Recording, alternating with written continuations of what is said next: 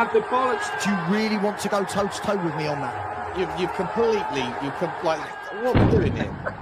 Levy isn't going anywhere. It's all down to timing, isn't it?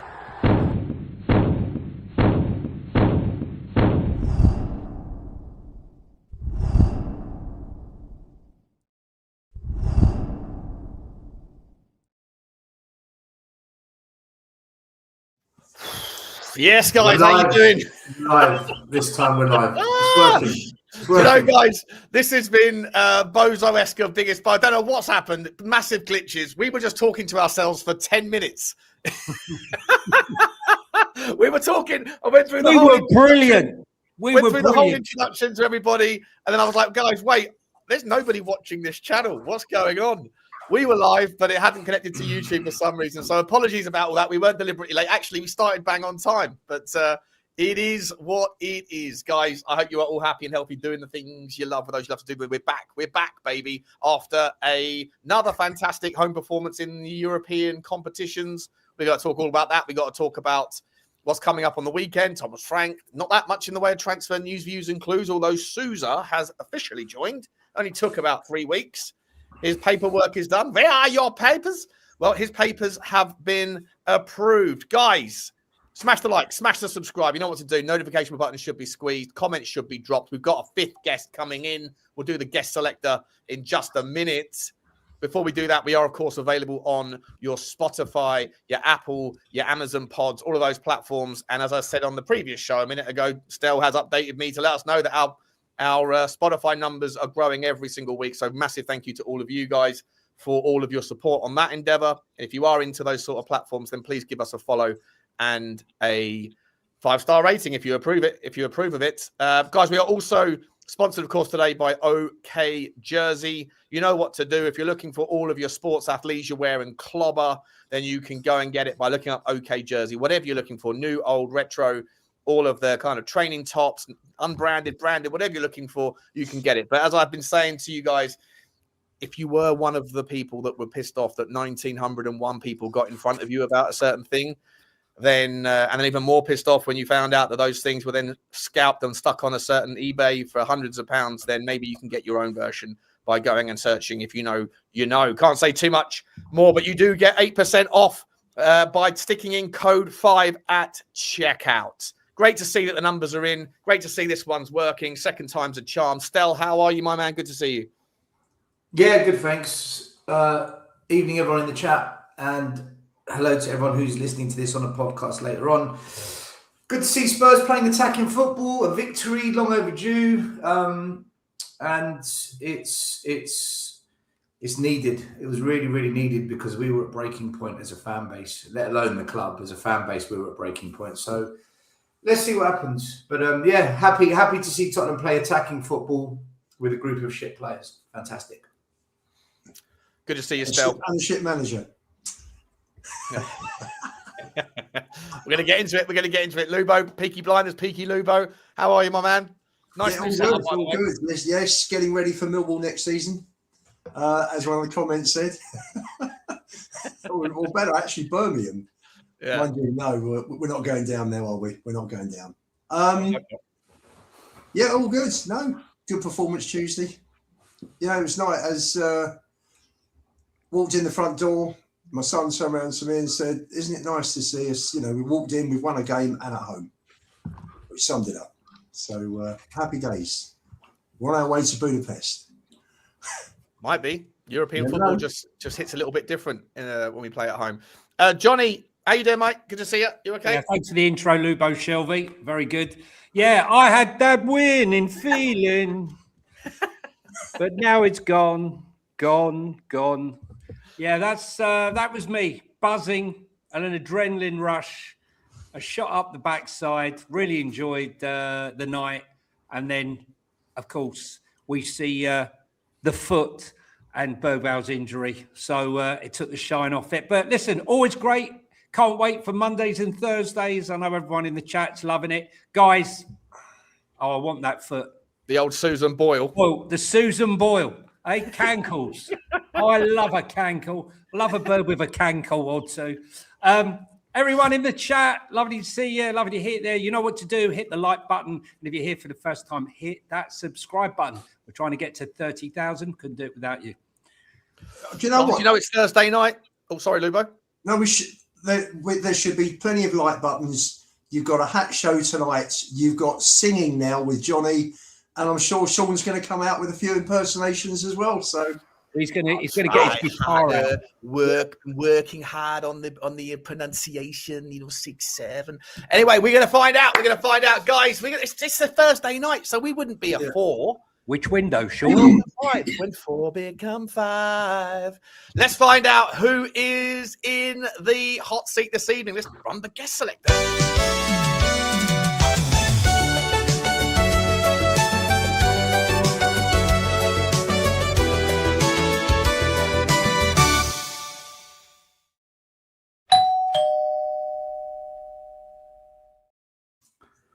Who could it be? Who can it be, Shawnee? Actually, I don't even think his face is in the guest selector. I need to update the guest selector app. Here he is. You know him.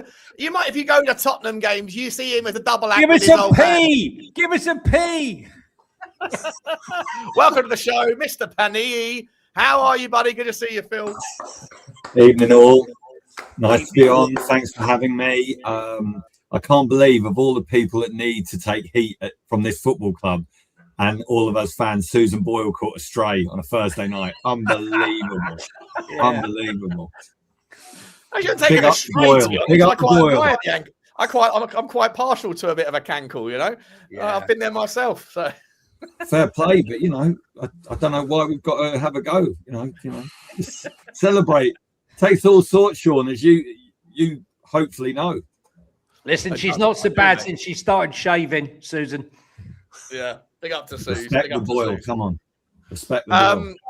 Lads, look, I mean, it's been a while. It's been a long time since we can start a show on a reflection of a game of football that had more positives than negatives. The first 45 minutes. When was the last time we came away at halftime thinking, I don't mind a bit of that? Certainly something that, I think like Johnny alluded to, was a bit of a boost for our mood. Johnny, I'm going to start with you, my man. Talk us through. Let's start with the game. Obviously, we'll talk about the medical stuff and all those things in a little while. But starting with the game, mate.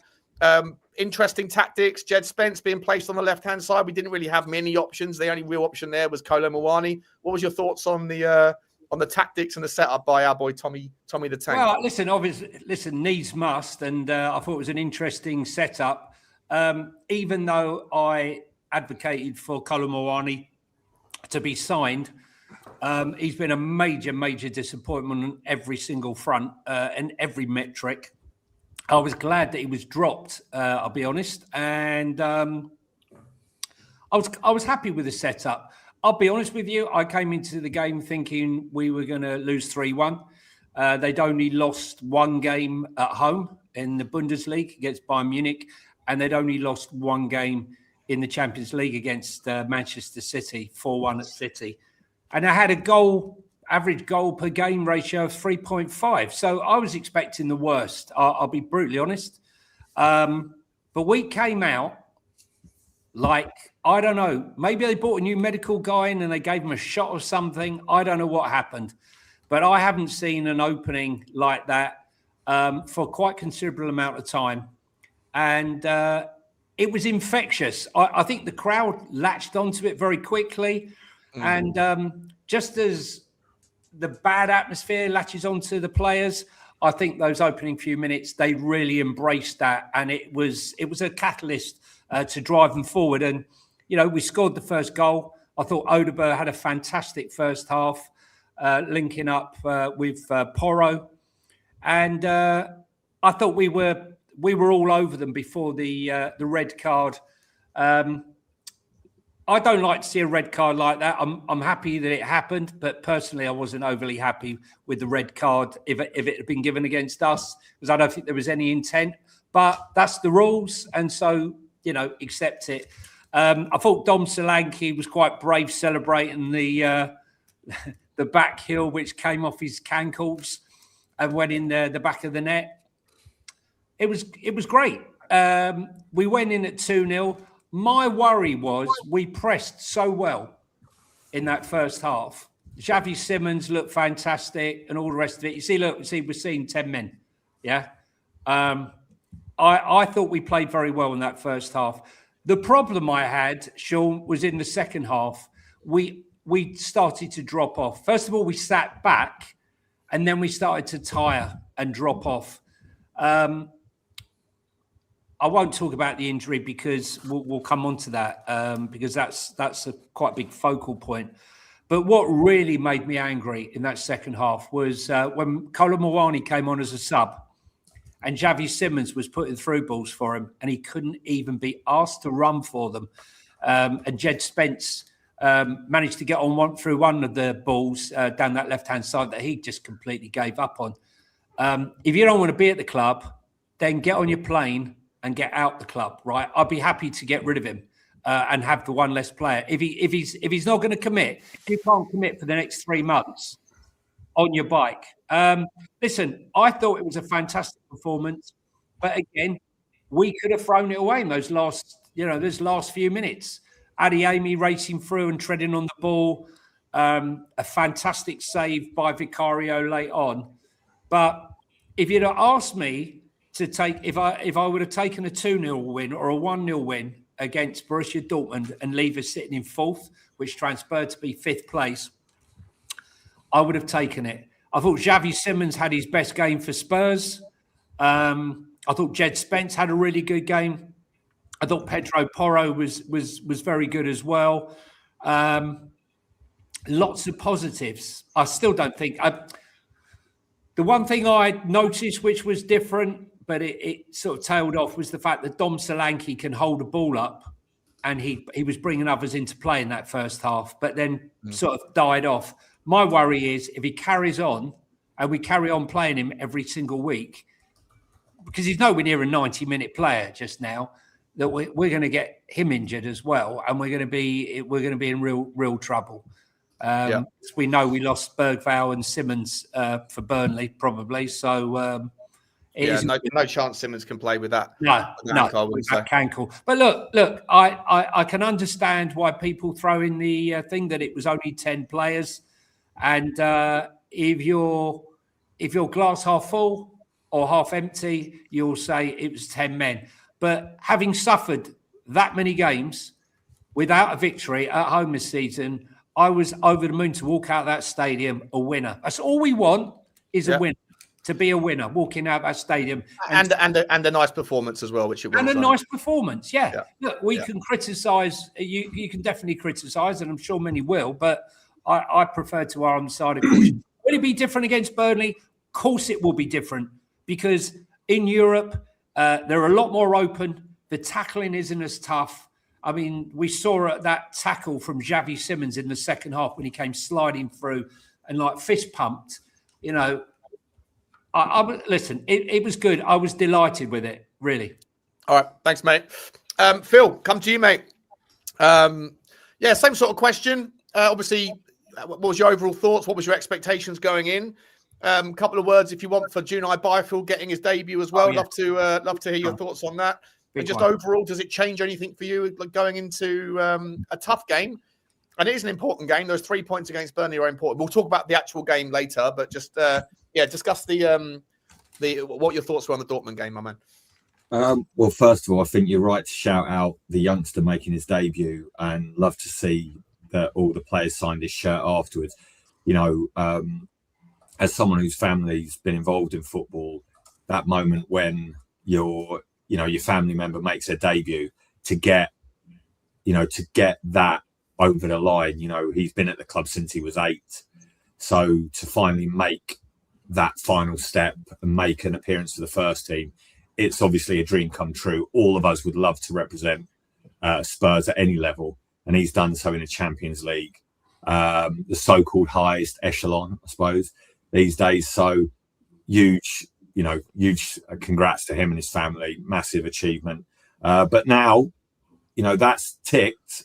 It's about the rest of his career.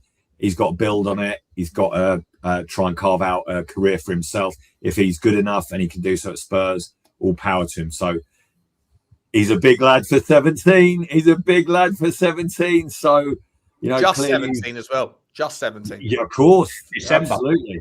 The happy birthday for the other day, Mr. Byfield. So, big up to him. Big up to, I'm sure a very good gene pool from his mum and dad, and some great food that's been going on around the kitchen table, and a lot of hard work over at the Spurs hospital. Spurs training ground.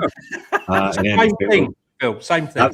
Absolutely. But yeah, look, not in his favoured position. Thought he done well. It was nice to hear him shout out hold me closer, Kevin Danzo, for helping him through, and how much of a help he's been, even in training sessions and whatnot. So, I've not heard that one. Hold me closer, Kevin Danzo. Please don't start. We've had enough singing. So this singing has to stop. Very good. Yeah, but listen, the win itself. Back to your question about what my expectation was. I'll tell you exactly what my expectation was. I was looking at betting apps to see what odds it was, and if I could maybe maybe do an emotional hedge out of the pain I was pretty sure we were going to be feeling by putting a few quid on Dortmund to win. But luckily, I kept my powder dry, and so I didn't lose any money. As I once told a young colleague when they were asking me about Spurs and whether he should put them in his ACCA, I said, you can never back Spurs, young man. So don't ever do it. But also you can't back against us. Definitely not in Europe. So, yeah, look, massive. If you wind back the clock back to Saturday at 5 o'clock, I was literally head in hands when West Ham scored. Yeah, and it wasn't good. Toxic atmosphere in the stands, toxic on the playing field, and you're thinking to yourself, my God, if we can't beat, and no shade whatsoever, except the blatant truth, possibly the worst West Ham team in 10, 15, 20 years, and we can't beat them, you're looking at it and thinking, these are meant to be our easier fixtures before the hard February fixtures kick in. Where the hell is the next league win coming from? And then we turn around and play the second place team in Germany and absolutely take them to the cleaners, first half at least. But I didn't go just because I thought I'll vote with my feet and didn't take up my seat for this game. And that's the second time I've done that in the Champions League this season. And the first one was when Mickey did the madness and went all the way through the team and scored his Sonny impersonation goal. So you stopped going there. I'm the Jonah, mate. If I stay away, Spurs will do well, mate. So it's fine. Although I have got a 100% record following Spurs in Europe. Whenever I've gone away in Europe, we've won and come back with a trophy. So, just saying, if anyone wants to help me get to the final early doors, mate. It was this time last year. In fact, it was earlier than this last year that I spent a lot of money on Tottenham getting to the final. I bought my Bodo final time. Yeah, sure, just calm down. Yeah, and then I'm not sure anyone actually saw you at the game, mate. So if we've learned anything from last season, just take it steady, take it nice and easy, one game at a time, and maybe we can get a big Australian back to do the team talk, and we'll be fine. But listen, I want to ask take it easy. If you stay away from the stadium, then I'll take it easy. Is that a nice meet in the middle? Yeah, absolutely, good teamwork. I want to ask the panel a question. And if the chat want to get involved, our famous one from last year, would you take 17th in a European trophy this season? Yes, of course we would. What do you mean? Would we? We are. That's what's happening. We're going for. Basically, the options are: would you take 17th and no trophy, or would you take 17th and a trophy? Because we're going to finish 17th. No, Sean. There's another option. Would you take safety? Full stop. Yeah, I'll take safety. Okay. Let's put even more on it. Would you take relegation and the Champions League? No. Phil, absolutely not. I would 100% take a European trophy in 17th as long as this manager's sacked the same as the last manager was for doing the same. As long as the treatment's the same, then that's fine. Do it. Yeah. But I wouldn't take relegation. Champions League's a little bit different. Listen, I know I don't want to talk 17th's the same. Second part of this into existence, but can you imagine the banter if finally the Woolwich Running Club get their hands on the Premier League title after so many full storms and absolute bottle job showings from those boys from South London, and we little bro them with the European Cup. Yeah, it wouldn't work if we also found ourselves in the Championship next season. It doesn't matter, mate. It doesn't matter.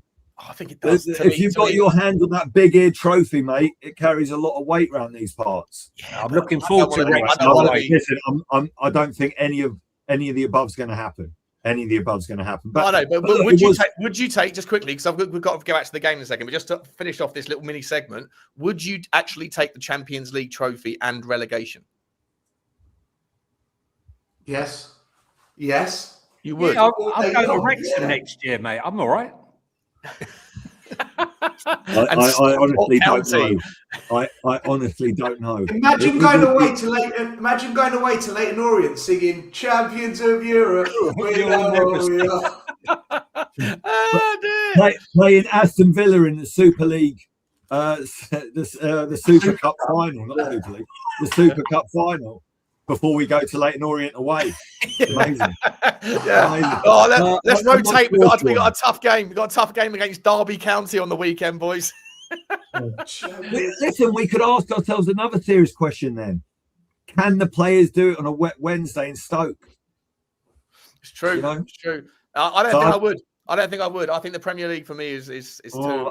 I'm really on the fence about it. I think it's a tricky one. Finally fulfill the promise of, that Bill Nick almost got cheated out of it in many ways. 61. Yeah. Would you be able to convince top players to come to Tottenham, knowing that they're like, we're European champions twice in a row, we're still participating in the Champions League, but we got to go to Stoke on Tuesday night? Like, I don't know. It's an interesting one, isn't it? Yeah, but mate, we wouldn't be trying to buy good players. We'd just be trying to get up. As the actor said to the bishop, we'd be trying to build back into the Prem. Look, mate, I don't know. It'd be great to win it, but I don't know if I could take relegation, mate. It would be a disaster, obviously, for the club financially. But Yeah. But then we could do it again. Then we could run it back for the third season in a row. We could concentrate on Europe and not worry about the league. There'd be a massive League and being back in it next season would also mitigate quite a lot of the pain of the financial gap from being in the Championship. Well, you know what would be? You'd earn 120 million quid from winning it, and then you'd also make another 80 million quid next season by being in it again, wouldn't you? So exactly. Can I just also say, the women's team revenue, the women's team are doing very well at the moment. Congrats to them. They could move their games from Brisbane Road to White Hart Lane. And so the revenue will go back up. Vinay would literally be getting one of those cash machines from Scarface, counting the money so quickly. It'd be brilliant. Get the old Scarface montage on. The good thing about being relegated would be we will be able to sign some Championship players, and that's what we're used to doing. Yeah. But we will at least have some money, and the players will be willing to come. They would be willing to come to a Championship team. That would actually be the weirdest thing in the world. Still, let me come to you, my man. But don't want to get too segued on this dream world weird hypothetical. But let's get back to the actual game. Still, what was your thoughts on the for the Dortmund game, mate? Were you impressed? What did you put it down to? Was it Thomas Frank sort of letting go of the handbrake because you know what, he knew that if we lost, he was going to get sacked in all likelihood? What was the difference? What was the catalyst for seeing good football in the first half? We stopped playing 4-3-3. Is what I've been saying for months. He's so adamant on this 4-3-3. It's nonsense because we haven't got the players to pull off that system. And what you saw was you had a number of things that I've been suggesting is actually what happened in this game. Push the fullbacks further up. They're too restricted, and we overloaded the flanks. If you look at Porro, Adogi, look at their heat maps. They spent more time in the opposition's half than in our half. If you look at Odebert and Spence, they were right high up. The heat maps don't lie. Then you look at the midfield. Archie Gray spent more time in our half. He was basically a defensive mid.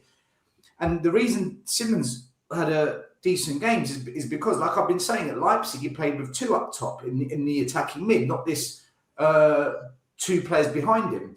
And if you look at Bergvall's heat map, he was high up the pitch to the left of the attacking mid which left Simmons to play to the right. So then we effectively played with 2 attacking mids.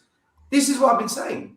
That's how you're going to get the best out of Simmons, and this is how we're going to get the best out of the wing backs we've got, who aren't out and out defensive minded. They're more forward thinking. Udogie Udinese, Porro at Sporting, and Jed Spence at Nottingham Forest. And we saw signs of Jed Spence being that attacking wide player when we played Liverpool earlier on in the season when we lost 2-1. He was our most forward-thinking player. So when the manager isn't so stubborn and negative in his tactics, these players aren't as shit as a number of fans are making out they are. Are they top 4 worthy? Are they Champions League winner worthy? No, they're not, right? But should they be higher up the table and putting in more attacking performances? Absolutely, yes. And that's what you saw. The question is going to be, is Frank going to revert back to type when he's got Basuma available, Conor Gallagher available, Van der Ven available, Tell available? Is he going to trust those group of players that played against Dortmund to give it another go in the same system? Okay, Bergvall can't play because he's injured. Or is he going to go back to... Or Xavi. Is Xavi injured, yeah, Johnny? No, he's fit for. Let's see who he picks on the weekend. If they're injured, then that's nothing. If that guy, if that ankle is calmed down enough in 72 hours to play football on Saturday, I would be absolutely amazed. I think it's just a bad angle. Tuesday night. That's a bad angle, Sean, not a bad ankle. Do you think I'm actually beginning to wonder whether he borrowed Susan Boyle's ankle for this just to put the cat amongst the pigeons? I think Johnny's fucking. Johnny's got. Don't be fooled, guys. Johnny's got fantastically expensive tickets at the ground. I reckon he was the other side of the glass at the Tunnel Club, and he snuck into the. I think the club photographer took a picture of the tea lady's foot and put a picture on the internet making that to Xavi Simmons. I don't think that's Simmons' foot. I want it fact checked. Do you know what that? You see that language, right? That ufalai me venges whatever doko voce tentu. So I was on a live stream and someone said, "Can you do the translate the French?" And I spent ages writing it in, thinking it was French. Turns out it's Portuguese, and I love what it means. So I found out it means I have failed more times than you've ever tried. And I was like, "Oh, it's a powerful bit of poetry." Apparently, it's like a Portuguese old school phrase, but he basically means, "Oh, yeah, I'm gonna keep fighting, even though it's gonna take its toll on me." Love it. I think that's Ethel's foot, not Xavi's, but yeah. Look, for me, Sean, Ethel Simmons. Ethel Simmons, Enders. So, chief Tottenham Brewery operative. Yeah, look, I just think the manager partly was forced into having to play players in certain positions, and partly he was more braver. And this is all I want to see. There's no reason why we can't be like that for most games. Not every game, obviously. If we go away to Anfield, away to Arsenal, we can't go out and out attack. But at home, we should be able to do it, man. At home, we should be able to do it. That's what Burnley, though. Low block. When Burnley have a low block on the weekend, do you think you could just play like that again? Yeah, suffocate them. Don't let them breathe. Force an error. Force them into mistakes at the back. They haven't got much firepower up front to counter us. So, Marcus Edwards has got to be in his bonnet, though, hasn't he? And he scored last week. So, Sean, do you know what it is? It's the intent. It's the intent of how you set up and how the players go for it. That's what it is for me. Dortmund couldn't handle us. Dortmund couldn't handle us in that first half. Every time they got the ball, they just booted it long. It felt like the inverse of the Arsenal game when we got sucker punched all day long. Do you think that that Tommy, Frank, and the squad were just in celebratory mood that there hadn't been a sacking at Hotspur Way? I'm just buzzing. I'm still in a job. Let's go for it, boys. I actually do believe that Thomas Frank probably thought, if I play any other style of football tonight, if I lose anyway, I'm gonna be sacked. And if we win, but we win playing horrendous dog shit football, they might sack me anyway. So just go for it, guys. I think there might be something to that. Well, they had a big meeting on Sunday, didn't they? They had the big meeting on Sunday with Vinay, and Frank and the team and everybody, and they had a sort of a clear the air, are you in it or are you not in it meeting, and whether that did it, I'm not sure.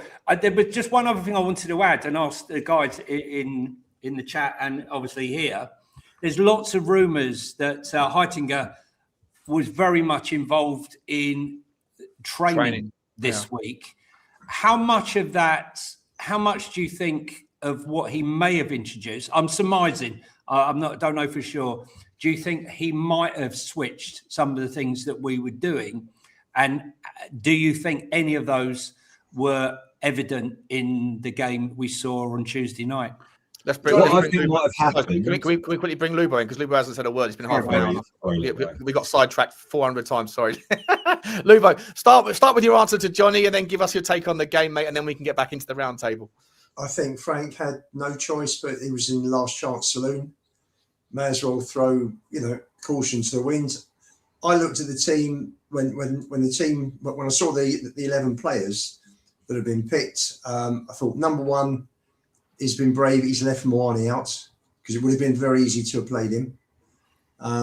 Number two, I expected to see Spence at right back, because you'd think maybe Adeyemi will cause some damage and Spence will be able to match him pace-wise. And he's a better defender than Porro. Porro's a better technical crosser, so I would have played Porro on the right. And he did it. He did everything different, didn't he? He played Spence on the left, played Porro at right back, left. What did you make of Jed Spence, Johnny? And when we started, Lubo, sorry. So when we started when the match kicked off, 11 against 11, he had a back three. Udogie was tucked in with Romero, next to Romero. Yeah. With Porro and Spence, both wide. So for me, it looked like three at the back with two wing backs. And so it proved. And Udogie who being the left? So Udogie being a left-sided centre back. You're saying? Yeah, that's where he started off. If you look at the No, kickoff, Lubo, his heat map totally negates what you said. But it started off. That's how they lined up still, and I just thought, look at his heat map. It wasn't. Look at the heat map. He pushed on. I'll bring it up. He pushed on. Listen, I thought it was terrific. I thought what was good, what was excellent. Odegaard looked very good first half. Looked very good. Nice to see Graham Bergvall coming through. Did brilliantly. Everybody probably looked at that midfield and thought, Graham Bergvall in midfield against a top Dortmund team, we're going to get overrun in midfield. Didn't happen at all. What do you think of Archie Gray, Lubo? I thought he had a very good game thought he had a very good game. He tired a little bit second half, got pulled off at the right time. Thought he had an excellent game. He's a talented boy. It's only a matter of time while he develops and it clicks. But there was a lot more space afforded to the. I don't know whether it's just European football or Dortmund or whatever, but the Dortmund midfield, they weren't interested in pressing like what the Tottenham players are used to in the Premier League. I want to see. By the way, just to answer your question, here's Destiny Udogi's heat map. That's definitely not the heat map of a left-sided centre back. Mm-hmm. It's what I'm saying to you. The fullbacks and the wingers were pushed high and attacking down the flanks. If you look at Porro and Odegaard, you'll see the same thing. Yeah, Odegaard's not dissimilar to a little bit more further forward than Udogie, but Jed Spence was absolutely right up in the corner. And then who was the other one? Pedro Porro. It's nice to see heat maps where they're supposed to be. Do you remember a few games ago we were looking at the heat maps and going, I don't even know. I got no idea what if there was a blind taste test and the name of the player was blocked out, and you were looking at Archie Gray's heat map and saying, what position is that guy? He could have been a centre back. He could have been a 10, because it was just blobs of yellow all over the park. It was so weird. But at least you're seeing actual structure, which is we shouldn't be giving it a round of applause, right? It's just standard.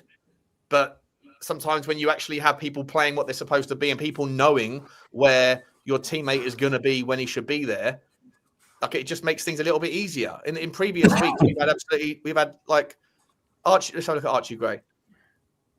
Gray was further back. There is an element of the Roy Keane special, isn't it? It's your job, right? Yeah. But isn't it good though, Phil? Don't you think it's good? You're looking at a home match. You're looking at a home match with 13 or 14 players that are unavailable. The team's in horrendous form, and you've got kids like Byfield, Odegaard, Graham Bergvall that have come into a team and have done really well. And for me, if there is a pecking order, if we can't compete for the top players because Semenya fancies City in front of us, etc., etc., etc. Although I do wonder whether he's happy not playing football over at Arsenal now. I reckon Arteta just bought him just to make sure we didn't get him. And for me, it's good because, we've got to bring youngsters through and we've got to bring good youngsters through. Vuskovic is absolutely smashing it in Germany. Lovely to see Byfield at 17, just turned 17, having a pop at the, giving verbal back to the left winger of Dortmund when he opened his mouth and tried. Yeah, wasn't that great? Just turned 17. He's willing to square up to a 28-year-old. Fantastic. That's how we roll in North London. Like what we do, bro. That's what we do. This is what we want. Are we going to get a class of 26 or a class of 27? We listen. Johnny and old Irish Hotspur were speaking about the Tottenham's version of the class of '91 about 3 years ago. Johnny, we might just about be getting there. A couple of years ago, it was a couple of years ago. And I've got to give Stel some credit. Number one about Moani. Careful. And number two, Frank, I'm giving him this season because Frank did very well on Tuesday night. Listen. Oh, God, one game. What are we doing? Lubo, didn't you say last week he's got to go? Oh, for fuck's sake. Yes, sorry, I haven't played it for a while. But Lubo, you make it so it may easy. not change, Sean. It may not change. We have a flip-flop.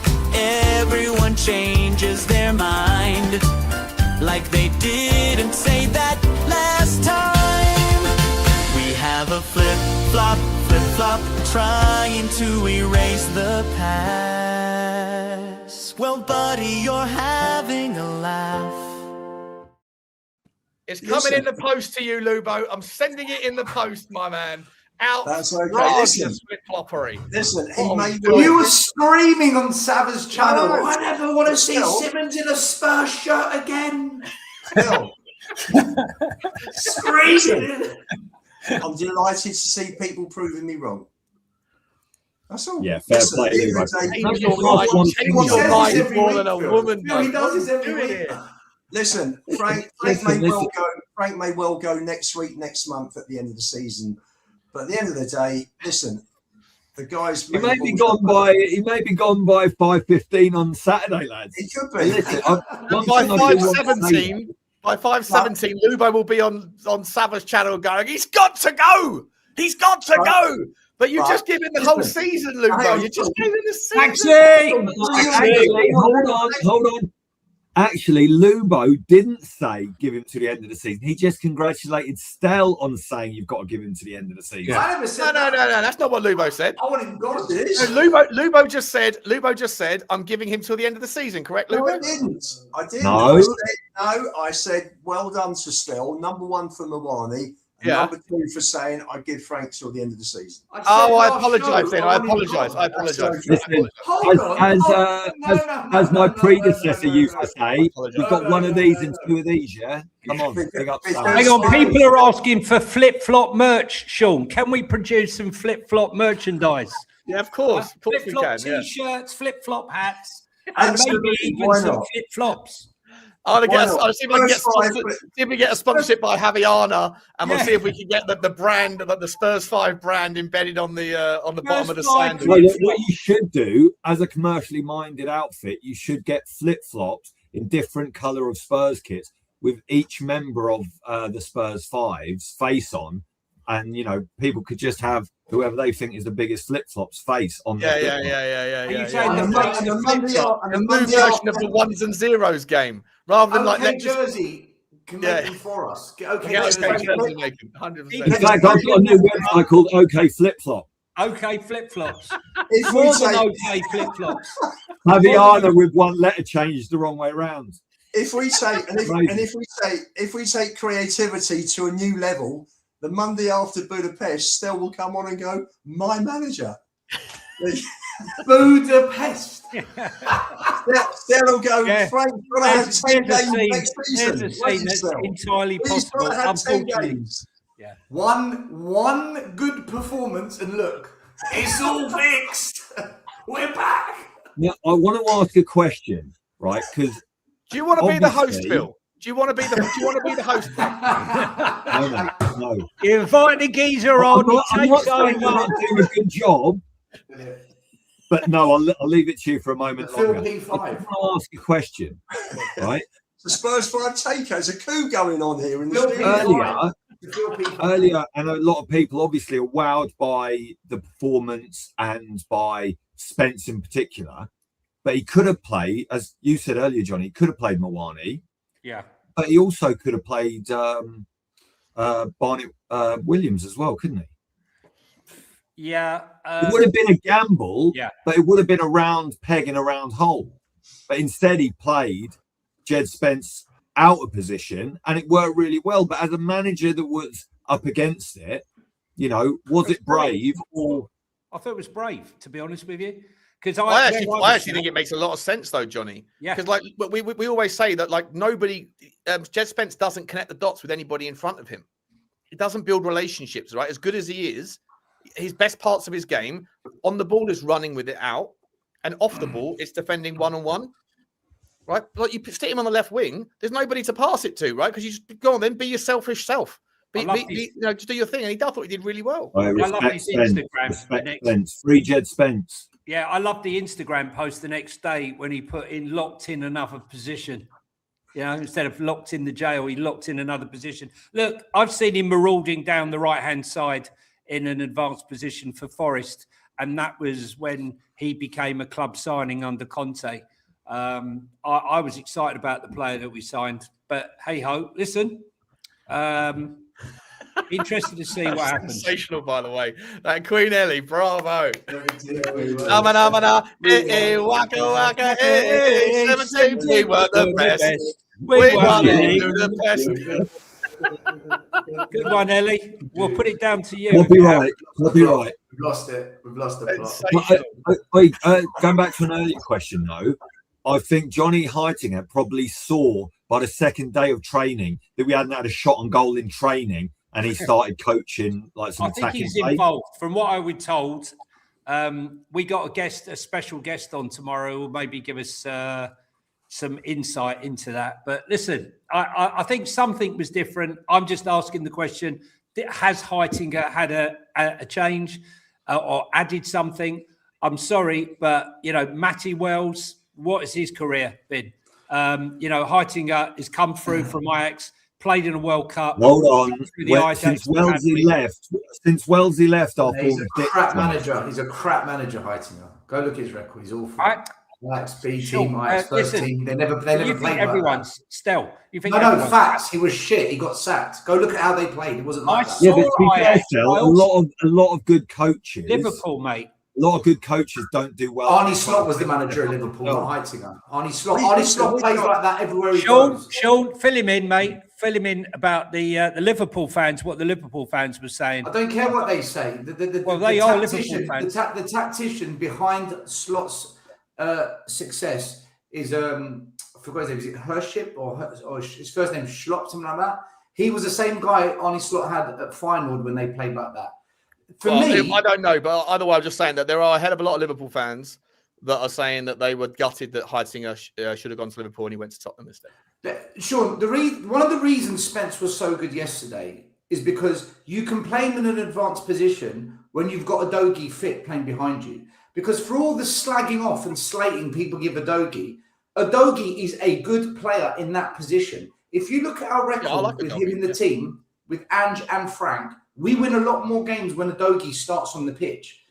Udogie's a decent player. He's just been super unfortunate with injuries, and he's never cemented a proper run in the squad to show what he can do. I think that allows Spence to be more attacking. Imagine Ben Davies was left back. We'd have problems on the flank.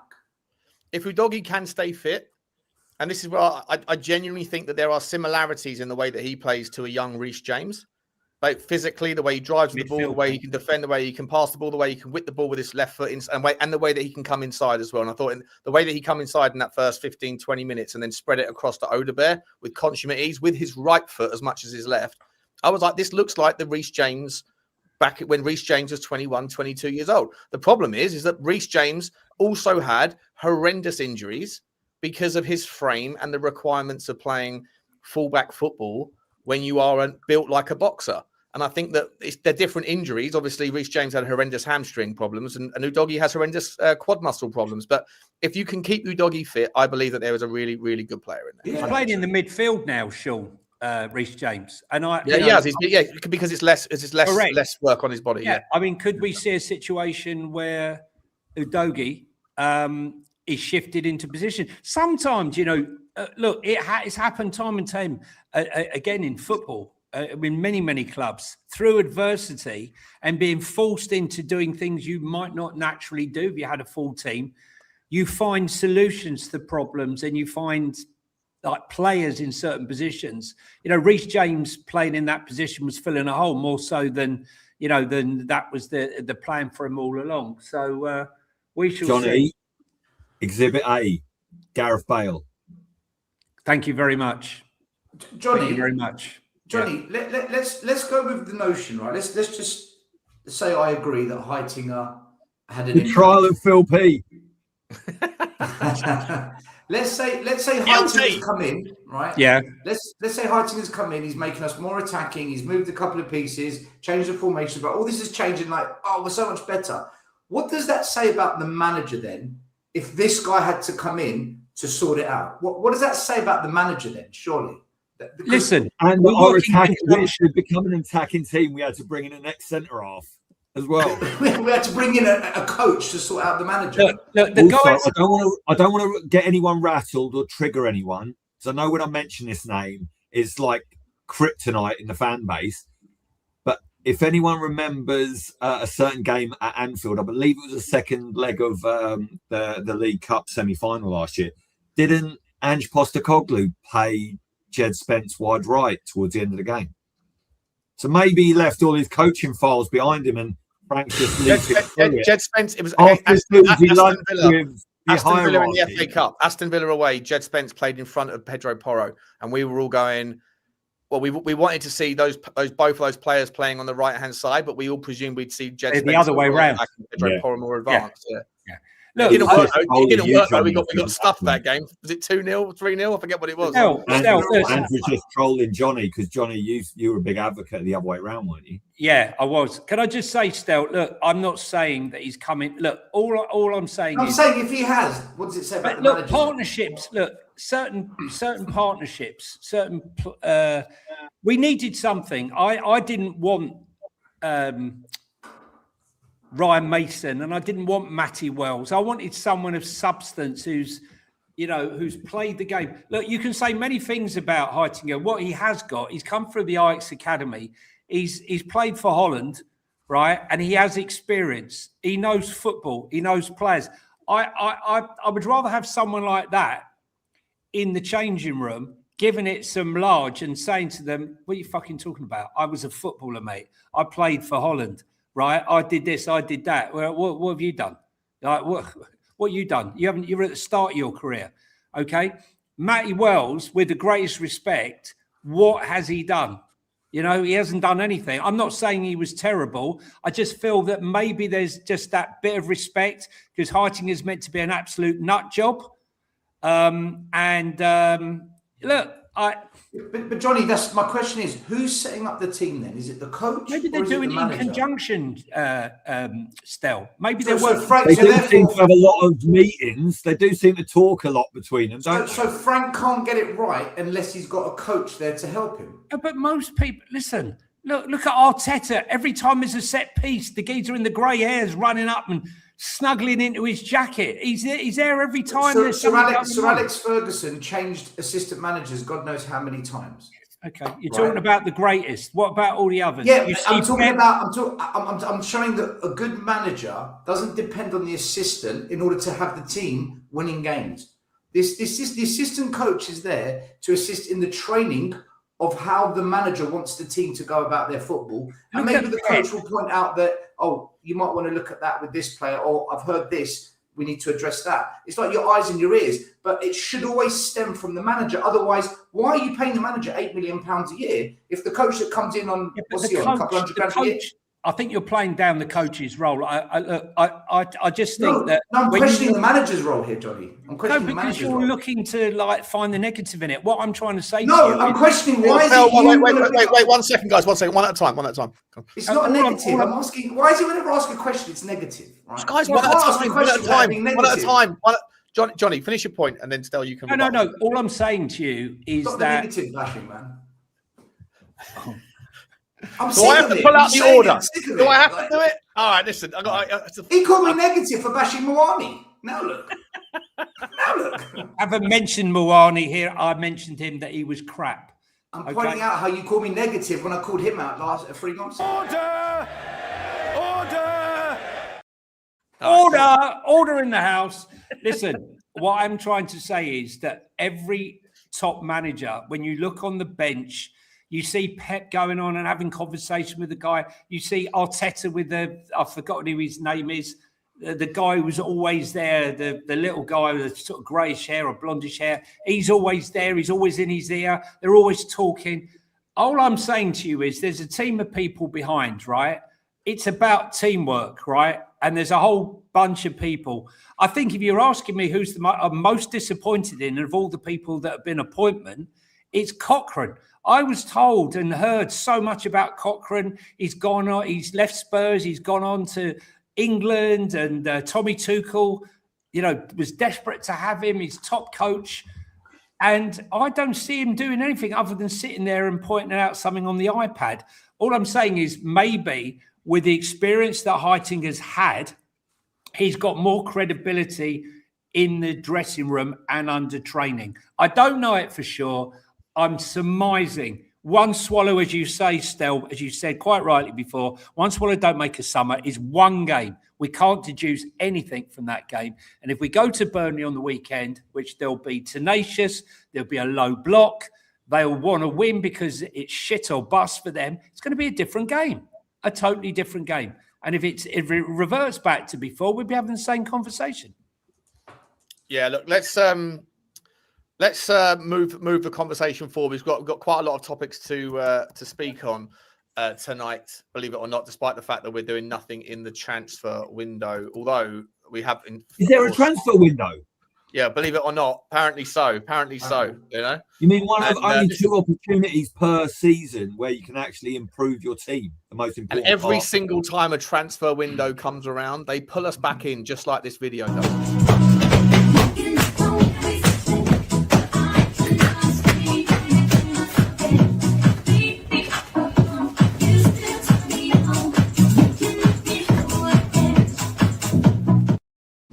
Yeah, but it's nothing to see there, Johnny. I want to bring in your video here, mate. You wanted to have a little chin wag about this, and guys, we'll go where we go with this one. It's a couple of minutes. Yeah, so I'm gonna bring it up on the screen, but this is, I think, is this how far for it? We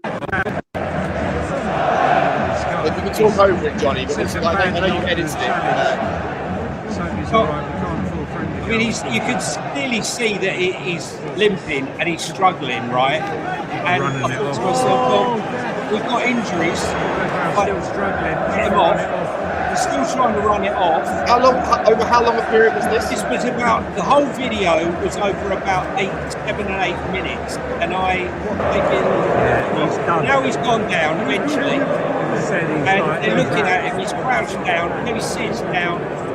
I look at see the bench. Instead of looking to see how he is, he talks to Romero as if it's not really important yet. They're assessing him. And then Sean, we can't hear Johnny because all you can hear is the fans cheering in the video. There you go. Sorry, mate. Oh, you can hear me in the background. I was just saying, so I couldn't hear anything. Actually, could you turn the fan noise back up, please?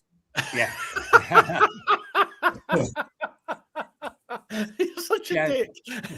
Well, basically, all you can hear me in the video. Look, so there he is jumping up and down. That's part of a series of jumps that he was doing on his ankle, and then he runs backwards and forwards. There he goes. Off you go, and then he comes back on again, and on he comes, and then you start to see him struggling again. This was about two minutes later. And now look at him. He's biting his shirt. He's got his shirt over his face. But he's obviously told the medical team he's okay, right? He's a footballer. Look at this. Look, he's still going, right? I mean, why are you telling him to go down? This was going on over, as I said, about 4 minutes, right? He's still going. And then you see a movement where Dortmund have an attack, right? And he's still there trying to defend. Look, he's down on his haunches again. Go down, get him off the fucking pitch. Yeah, but is that because he doesn't want to come off? Listen, he's 20 years of age, mate. Someone needs to make... Look, he's still hobbling. They're in play now. He's trying to defend the bloody ball. It's ridiculous. Absolutely ridiculous. And then he goes off. You could see he's fucked. I just don't understand how that went on. And look at him. Look, jumper over the head. He knows. What's yeah, the but a huge part of that is because he knows he's about the medical team. Medical centre, isn't it? Sorry, Phil. I was over talking there, mate. What were you saying? Sorry, mate. I was saying the huge part of why he's probably so emotional there is because he thinks, oh my God, I've got a slight knock here. As soon as I go and see the Spurs physio, I could be out for the rest of the season. Well, he's out for 3 months. Look, we saw the same thing with Kulu. I had a video with Kulu jumping up and down the spot when I can clearly see he's banging the turf like in agony. And then they're making him do star jumps and squat jumps. And he's gone on and he's collapsed. What's the protocol, though? What is the protocol, right? Like, if the medical team are saying, are you okay? And he's like, I'm okay to carry on. When you've got nobody on the bench, the medical team have to be led a little bit by I understand what you're saying. He had someone on the bench. He had Barnett on the bench. He had Callum Uluwasi on the bench who plays in that position. We're 2-0 up with a few minutes to go. You know, it's not a long time to go. My point is, when you've got something like Maresca, who's complaining that the Chelsea are making them put the medical guy on the bench, and he's instructing Maresca to take Cole Palmer or so-and-so off because they've reached the red zone or they need to come off to protect themselves. And when he doesn't, he gets a letter. And then when he does, all the fan base are booing him. I'd like something in between that. When our medical team are sat there, they can't make an assessment that they know better than the 20-year-old who's just going to say, oh, I'm all right, when he clearly isn't. That wasn't over. How is a medical professional supposed to figure out whether he's okay or not on the pitch? He can't do an X-ray. That's what I mean. Obviously. But if you know you're down to the bare bones and you can see a guy struggling, do you make him carry on? Why not err on the side of the player? If you've got tons of players or whatever and you're not in an injury crisis, it's maybe less of a question. But going through what we're going through now and making him play on, that video was over minutes. I cut it down to... I hear you, but I'm just saying I'm not sure what it is that a medical professional is supposed to do in real time apart from listen to the player. Isn't he... Okay, so you don't think... Because I personally think that the medical guy should have the experience to say, you know what, let's take him off. Let's err on the side of caution. The kid's saying he's okay, but it's not. If you watch with your eyes when he's wincing and limping and pulling the shirt over his head and going like this and biting his thing, right? That's enough sign. That's enough sign for me. Shouldn't have got to that. The first time the medical team went out to him, I suffered very badly with torn ligaments, ankle ligaments, pulled ankle ligaments when I played.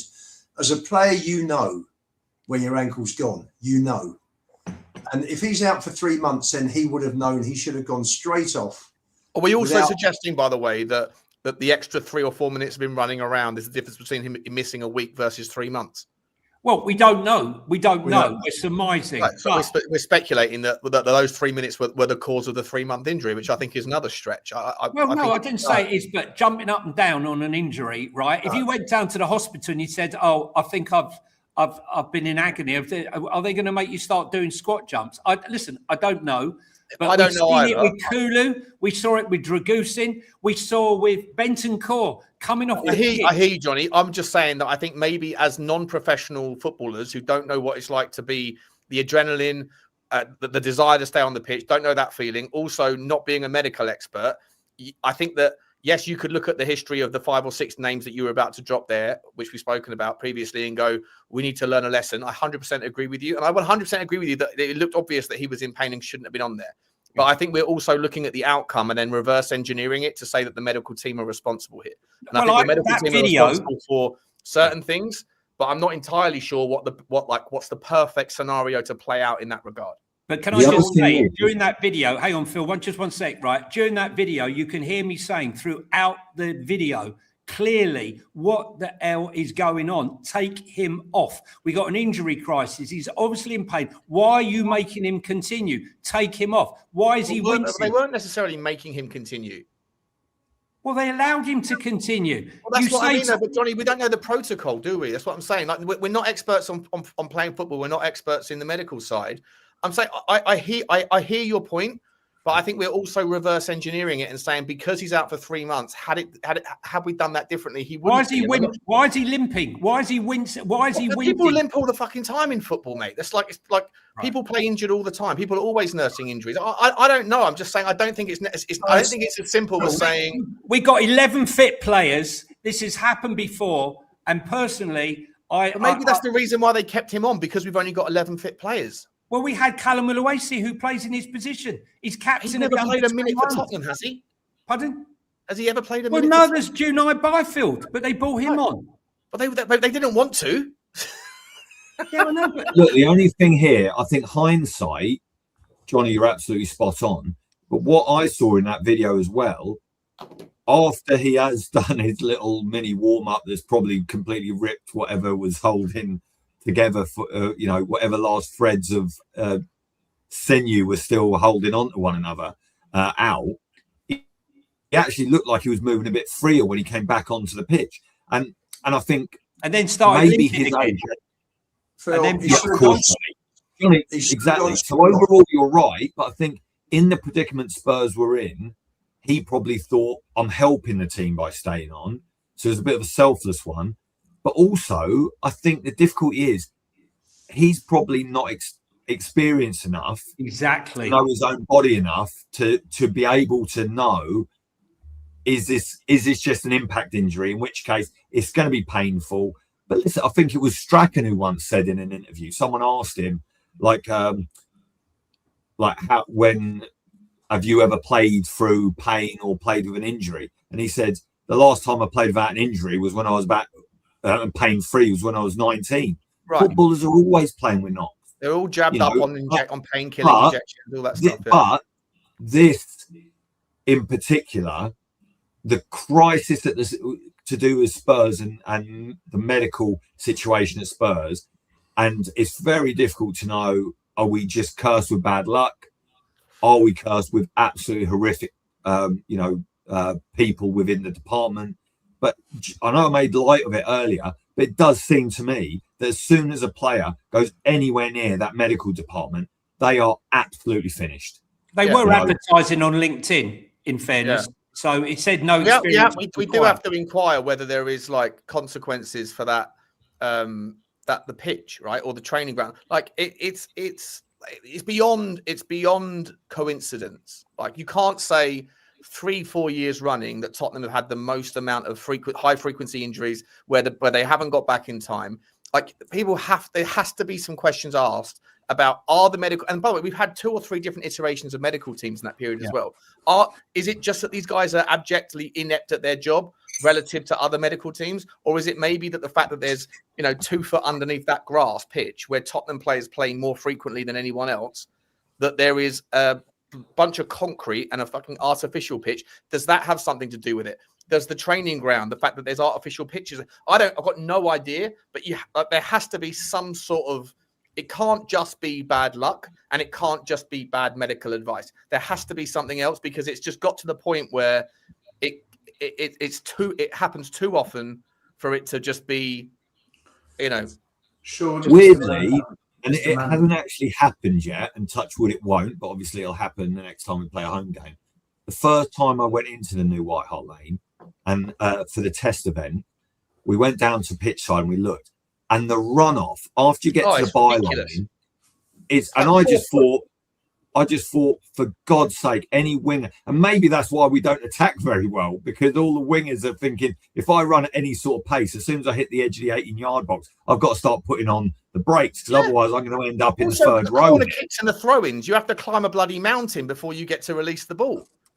It's obscene. That they should get like additional AstroTurf or whatever else just to sort of lower the gradient a little bit. I agree with you, Phil. I think it's wild how far. You know, that massive injuries yet to come, but look, lads, who knows what's going on. But it's just, obviously, last season we were all blaming the Antipodean for his intense training regime.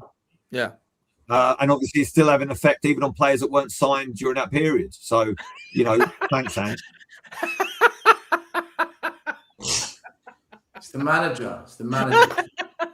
I've got to say, To be fair, I probably think it's overexertion because they're probably chasing after Vivian Lewis in the inner sanctum of White Hart Lane, trying to chase her down. So when are you going to sell? Trevor Yid. Shout out my man Trevor. Exactly.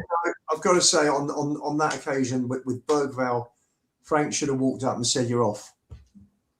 Byfield, you're on." Actually, one other thing I want to say: when a player's injured, an outfield player's injured, a lot of the time, people, managers and coaches will say, "Look, can you almost still just limp around for a bit while we get the next player warm?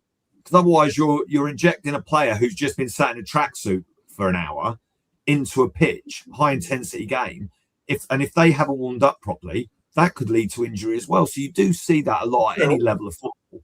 Phil, they send the players out during the first half, during the second half, periodically. They're keeping warm the whole time. And as soon as Bergvall went down, whoever was gonna go on, which in this case was Byfield, should have been warming up straight away, immediately. Oh, and they would have been, but that still takes a few minutes, Lugo. Next time a player's going to warm up just before they come on, watch it. They'll probably be warming up for a couple of minutes. Yeah. Well, listen, we're not going to solve that tonight, but a little shameless plug for the channel that shan't be named. Tomorrow we do have a guy who is a medical expert and sports medical professional who actually works at Tottenham Hotspur coming on to Football Inc. So tomorrow morning at 10 o'clock. Jesus Christ, I'm surprised he can spare the time. He must be rushed off his feet. Sure. Can I have my little say on this? Yeah, of course, Stel. Yeah, sorry, mate. Yeah, of course. It's okay. The manager is to blame for this. On Monday's show, I said we are going to pick up injuries because he's going to pick his strongest team available, and some of those players have only just come back from injury. They're not fully ready for this. We are going to get one or two injuries. I called it on Monday. It's obvious. You don't need to be a medical expert to see what's going to happen. Ange did the same thing. He rushed players back because he was desperate, and what happened? They got injured. What he ran players into the ground, to be fair, as well, still. And then he deliberately rested those key players for Europe, knowing, I know you're going to get injured if I play you every week. Frank's in the same position. Frank's in the exact same shit situation Andrew's in, and he's doing the exact same thing. He's playing them, hoping that they get through the game. We're in the same situation we were last year. Still, isn't this a failure again? And not to hark back to the transfer window, but the biggest sort of bait and switch of the sacking of Ange and bringing in a new manager, whoever the manager is and whatever standard they were churning out this season, saying that we want to compete on all four fronts. We have not got a squad to compete on two fronts, let alone four fronts.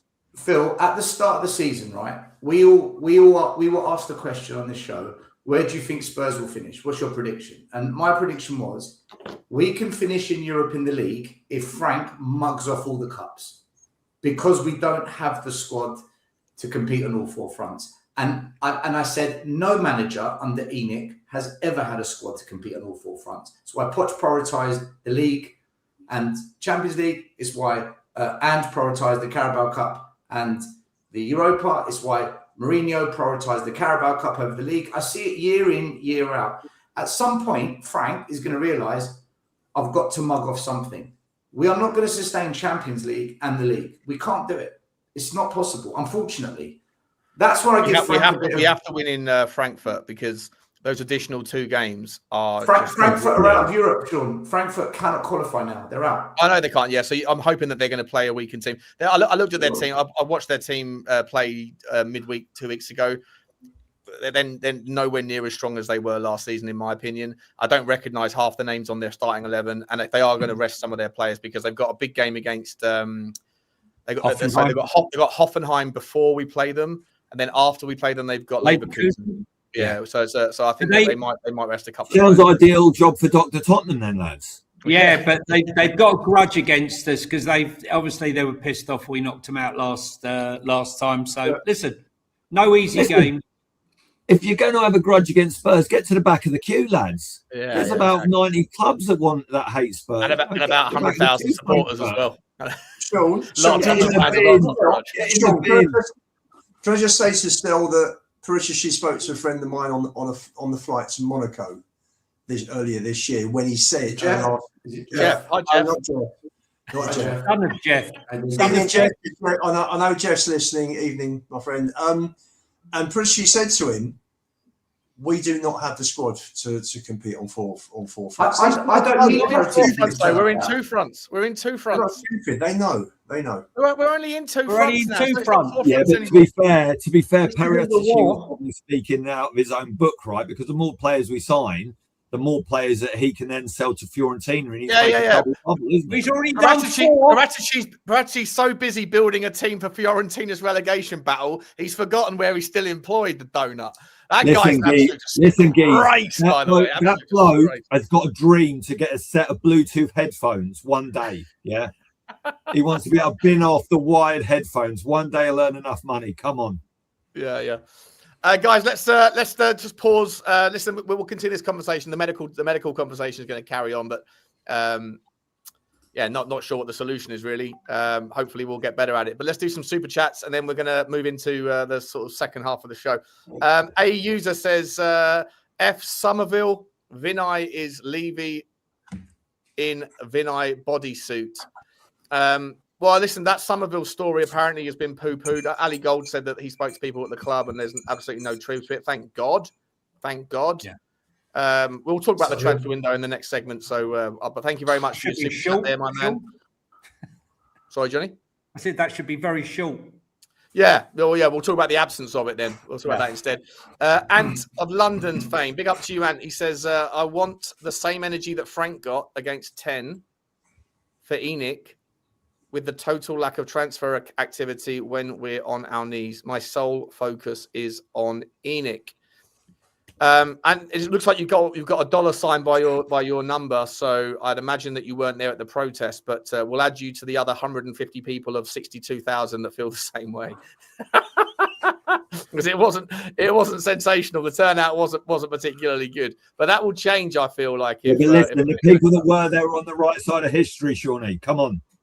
Listen, it wasn't the protest. Can you stop? You saw me in the flip-flop costume, mate. I was there. Big up to you, Ant. Thank you very much, my man. You stop calling it a protest, Sean. It's a gathering. Oh, yeah, shindig. Yeah. It's a gathering. There's a big gathering at Manchester United, apparently, on the for the Fulham game, 6,000. So anyone who was the change for Tottenham, if you got a spare weekend, you can do change for Man United. Expected to be around 5 or 6. What exactly are they protesting about? They had 200 million quid spent in the summer. They got a whole new front line. They don't want the ownership. They don't understand the club. Yeah, fair enough. But the ownership are still putting money in. The ownership can't fix it. The ownership are still buying great players for them. Let's be honest. They can have ENIC if they want. That'd be interesting. I'd love to ask 100 random Tottenham fans whether you would take their owners, and 100 United fans whether they would take ENIC, and see what the yes/no ratio would be. Listen, I want to know where's that really unfortunate sheikh that lost out to Sheikh Scruffy Jim? Sheikh Jassim, yeah. Yeah, can we not slide into his DMs? Sean, you could earn 10% here, mate. You know what? I slid into the DMs of Brooklyn Arik.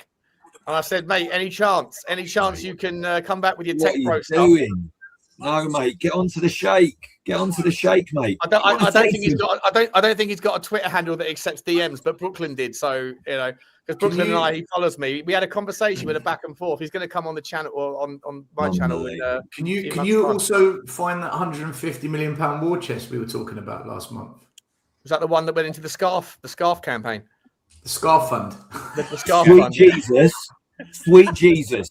Can I ask a question? What's the point of doing some invoice financing or factoring or payday loans, as Johnny would refer to it, to bring forward that money to then do the square root of F all with it? They haven't bought any footballers and they haven't done anything with a hotel. What is that money doing? And why have we paid 3 or 4 months interest on it? They bought silver, mate. They bought silver, and it's jumped up 60% in the last couple. That's where they built it. That's where they built, mate. We had to buy Arsenal cups for the canteen. What are we talking about? We had to buy Arsenal cups. I want to know where. Never mind where's our money as fans, right? Where the TV money is. Where's Beyonce's money? Where is the money that you drew down from that facility? Well, they spent 70 million quid, right? Because they spent 30 million quid on Sousa. They spent 40 on Gallagher, and they got 35 back for amortized, Sean. Come on, mate. And 10 million for Veliz. Hold on, I thought Sousa was 12 million. The Veliz deal's on hold because we can't read the contract. Come on, Lubo. We fucked that one up as well. I thought Sousa was 12 million. He was, but it's not even up front. It's 30 million quid, wasn't it? I thought Sousa was 30 million for Sousa. It's not 30 million. Is it not 30 million? 13 million, and it's in 13, was it? payments. 13. Exactly. Sorry, where's that money? Where's that money? We haven't paid all the There was never 150 million. It was the biggest load of nonsense. And also the hotel. Let me do these super chats, guys. Let me get this done. Because last time the super chat session took like an hour and a half. Do you remember? Oh yeah. I started the super chats at 8:45. We didn't finish until 9:50 or something. Eamon O'Shea, big up to you. He says we didn't do anything special against Dortmund. We should be playing like that all the time. 100%. I agree. 100%. Yeah. Do your job. Yes, Eamon. Do your job. Big up to you, Eamon. Thank you, my man. Ulrika Ratatata Ulrika Karkat has come in and she's given us the first super sticker. So we do that. Choo-choo train. Choo-choo to you. Choo-choo to you, Ulrika. I hope you're okay, miss. Thank you very much indeed. Out of the bath, dry your bits. We got a show to do. Big up to you. Thank you very much indeed. Stephen J. Cam says, would you accept a barren January transfer window, bearing in mind that the kind of players we are being linked with versus focused squad rebuild this summer? For me, I've said this a few times recently, I think the January window is really dry, and I think you're going to end up wildly overpaying for players that you don't necessarily want. And I think that Somerville was an example, if there was any truth to it. I think we overpaid for Conor Gallagher. I like him as a player, but I think we paid £10 million more than we needed to, just because that was a way to make it easy and seamless. And I think that if we're going to be going and getting someone like that, Samuel Agahawa, and anywhere near what the number is that he's asking for, it's absolutely mental. So there is an opportunity cost, but I know that the fans want blood now, so they need to see things coming in. What do you guys say on that? Well, the question I think needs to be churned.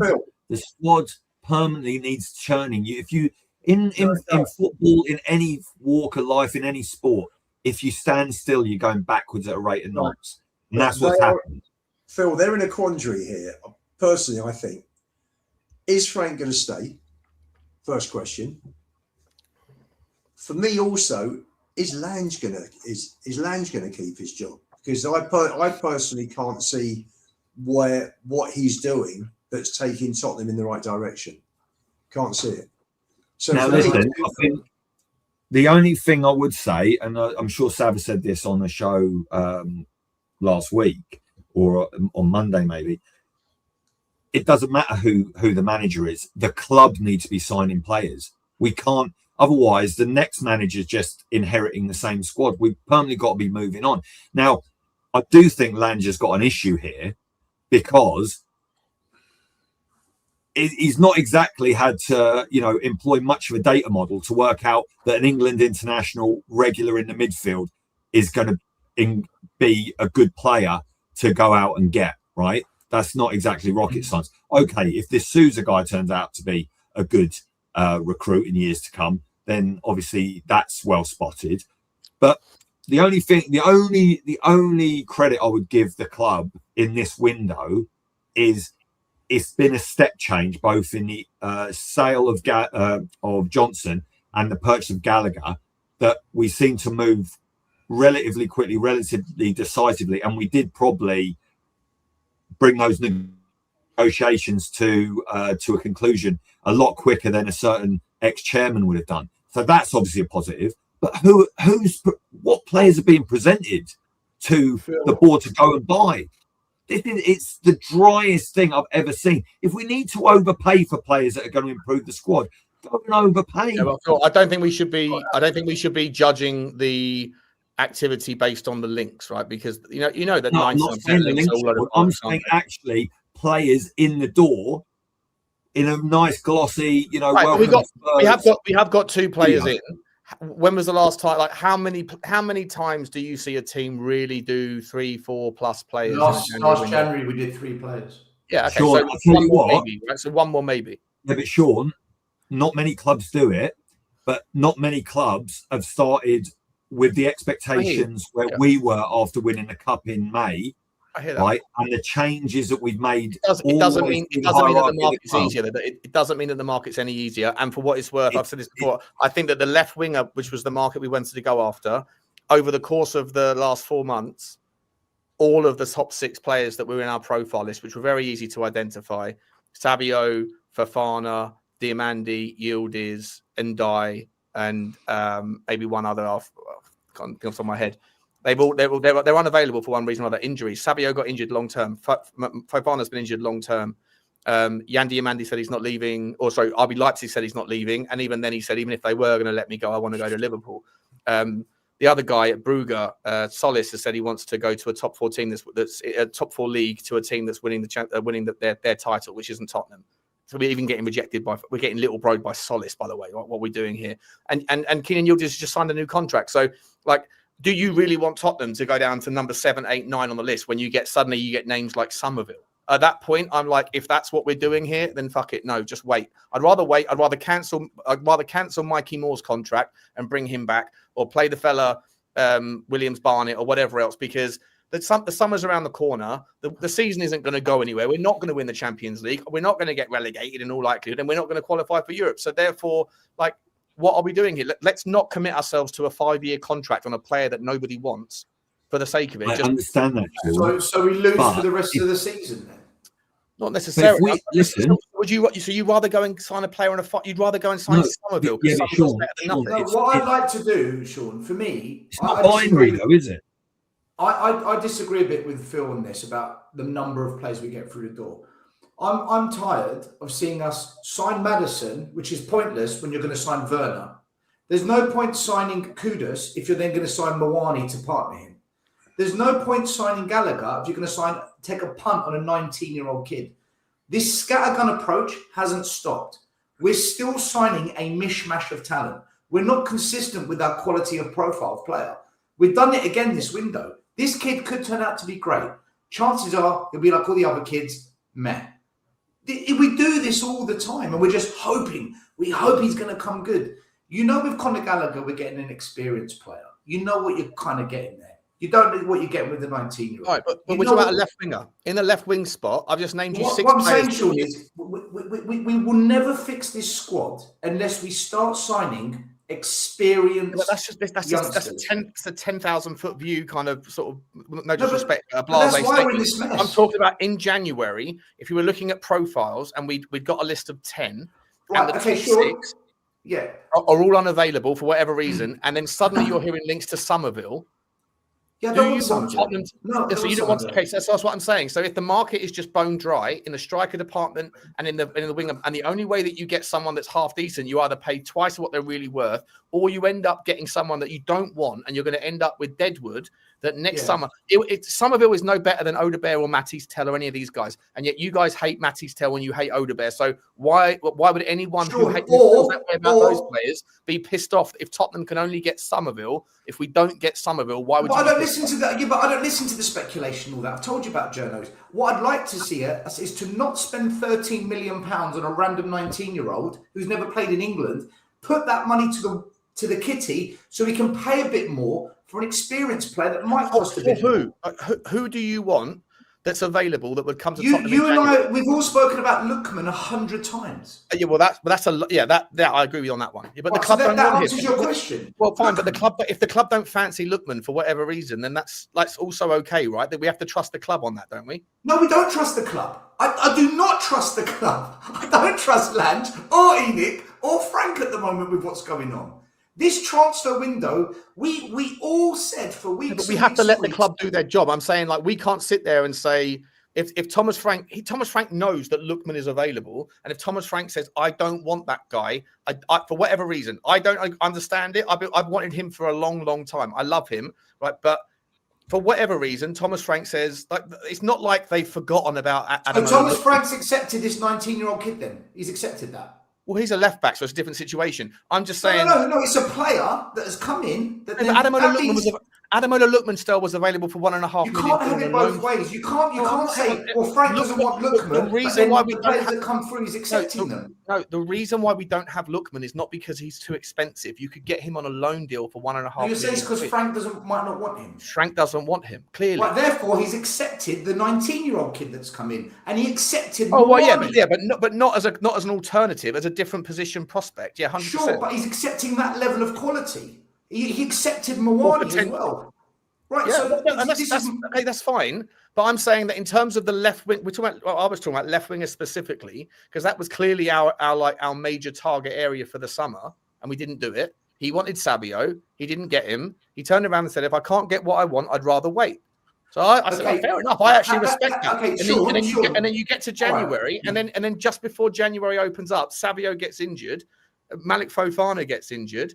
Keenan Yildiz is hot property and he's about to sign a new contract. Yandy Amandi, who I think we were clearly going after, who, by the way, everybody told me when we were linked to him, no more kids. I was like, you're mental. There's like kids. Sure, this isn't what you said Yandy Amandi's a special player. Right. But this isn't what me, Johnny, Lubo, Sava, Tottenham TV, everyone, last one exposed. This isn't what we all said a month ago. We all said January is the month where Enoch have to show intent of backing a manager. If they don't do it, right, well, they're not doing it, are they?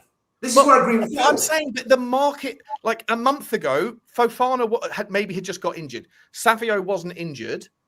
Like Yandy Amandi was possibly someone that was targetable. And again, like I say, all of the fans that I speak to told me no more kids. And I was like, what? This kid is special. Go and get him. But Leipzig said that they're not going to let him go. So why can't we go and get a I'm not defending the club here, Johnny. I'm not defending the club. I agree with you on the principle, but I'm saying with the situation as it is, with January being as it is, and where we are at, would you rather right now the club go and commit to bringing in someone who we don't really want, who Thomas Frank doesn't really rate, on a 5-year deal? That next summer we're going to be sitting there going, we've got Tell, we've got Odebear, we've got Mikey Moore, we've got Somerville, we've got all the... If you can't get the player in January, what are you supposed to do is what I'm asking. Right. In the summer, we couldn't get Eze, we couldn't get Gibbs White, we got Xavi Simons. Are you telling me between Lange and Paratici, two so-called experienced scouts, networkers of talent, they can't identify a player that Frank says, yes, that's better than what I've got, get him in, it helps. Not one player. I'm sure they can identify a player, but whether that player is available, I'm not defending the club. I agree with you. What you're saying, Stella, is not rocket science. I agree with you 100%. It's an easy take to have. I'm just saying the fact that it hasn't materialized.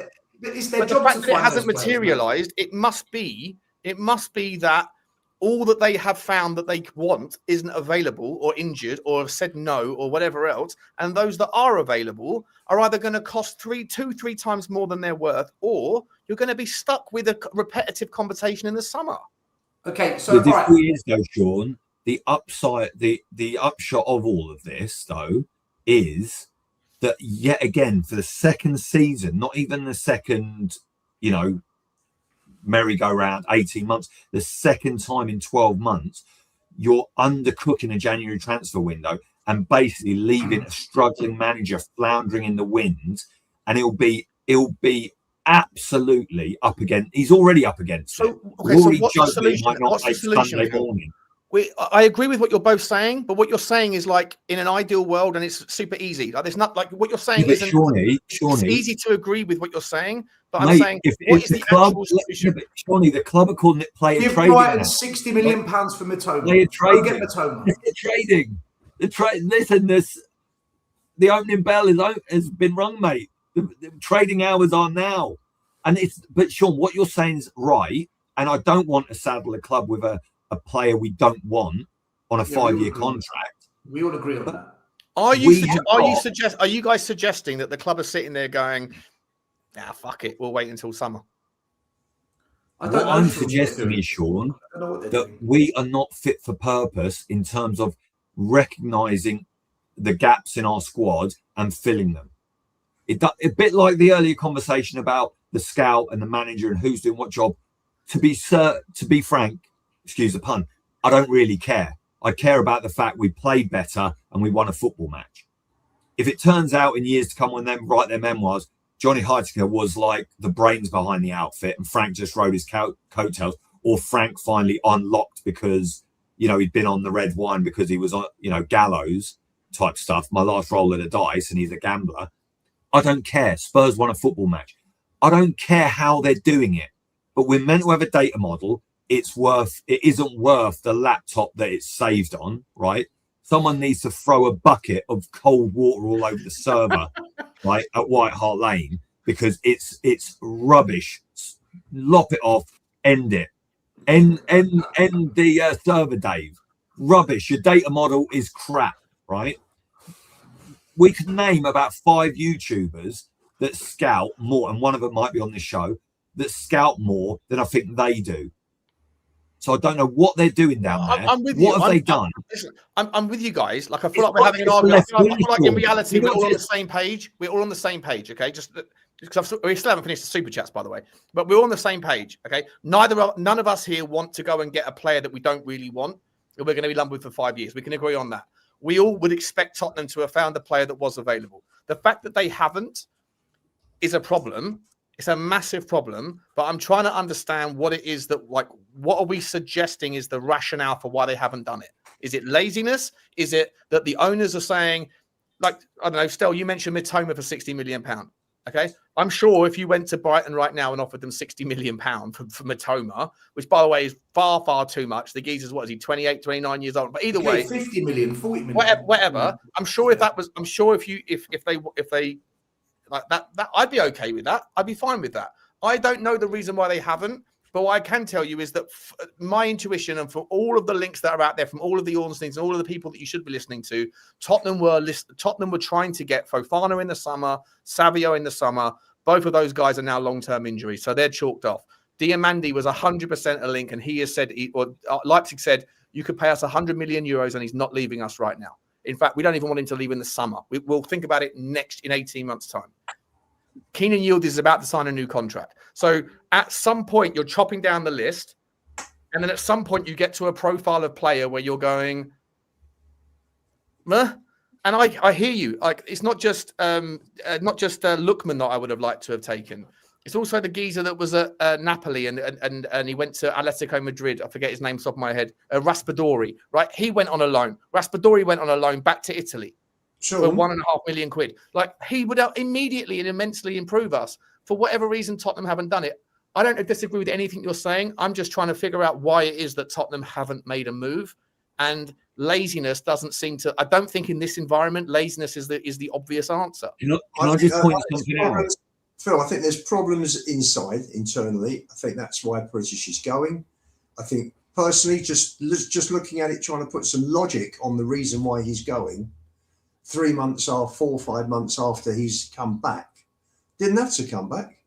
I'm sure there are other clubs in Italy that he could have joined beginning of this season when his ban ended, but he came back, and Vinay unfortunately didn't make a difficult decision. Thought he'd keep everybody happy, be everyone's friends, have the two of them together. I'm sure they have totally different ideas on players. Now, for me personally, why not go and buy Akliouche, who's there for 40 million euros, super player, ran us ragged on our left side when we played in Monaco. and thank God Vicario had a blinder that day. You play Akliouche from the right, and you could play Odebear on the left. That's what you do. Finished.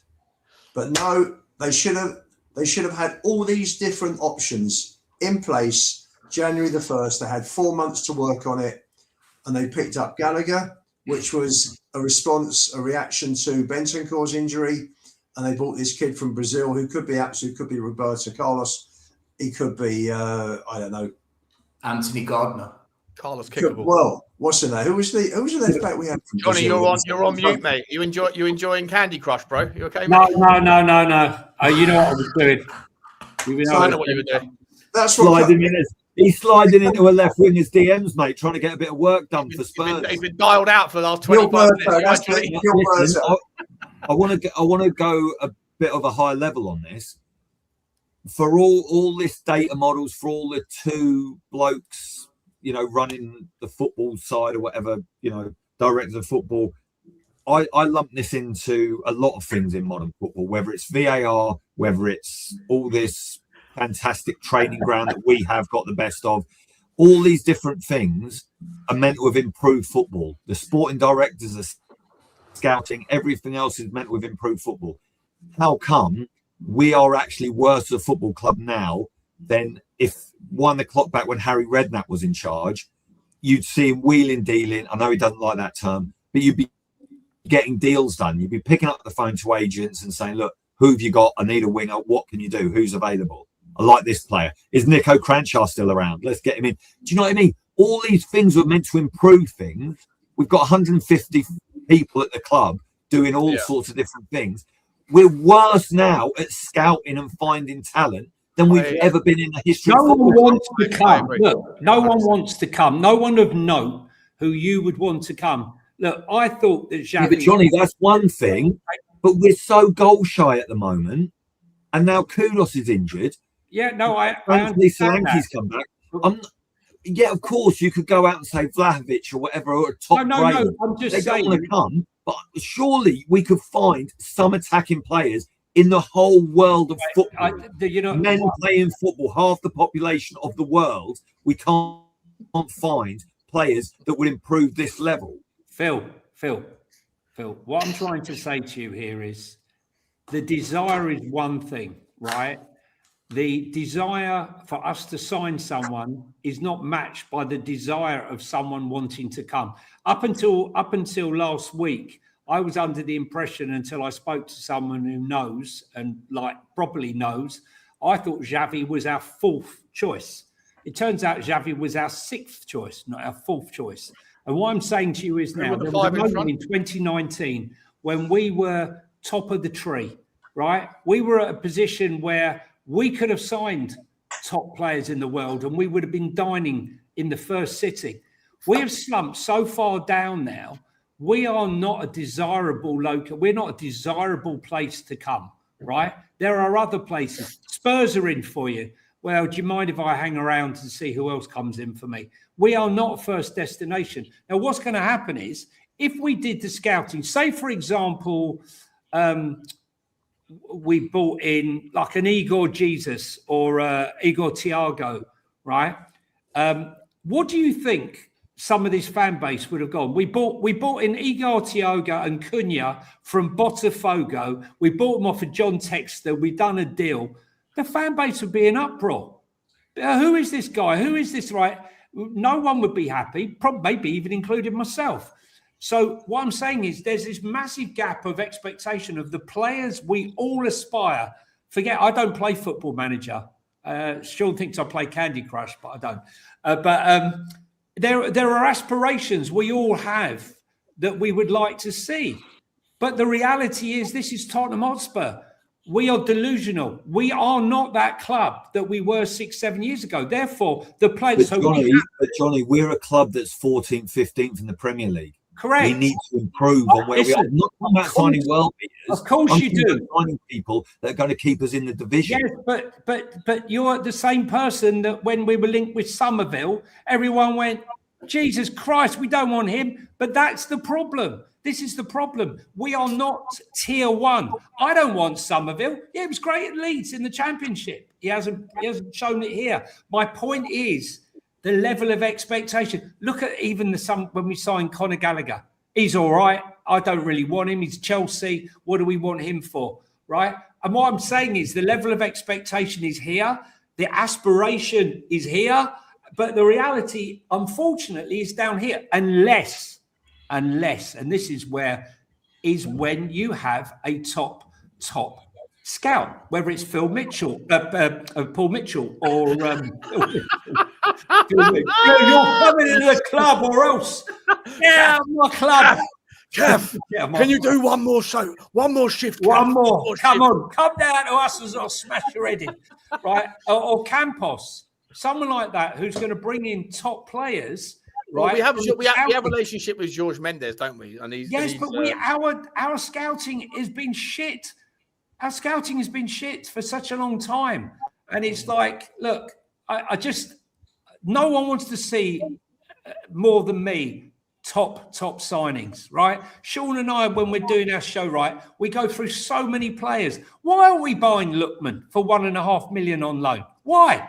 He offers us everything we don't have. It's nonsensical. I can't answer that question.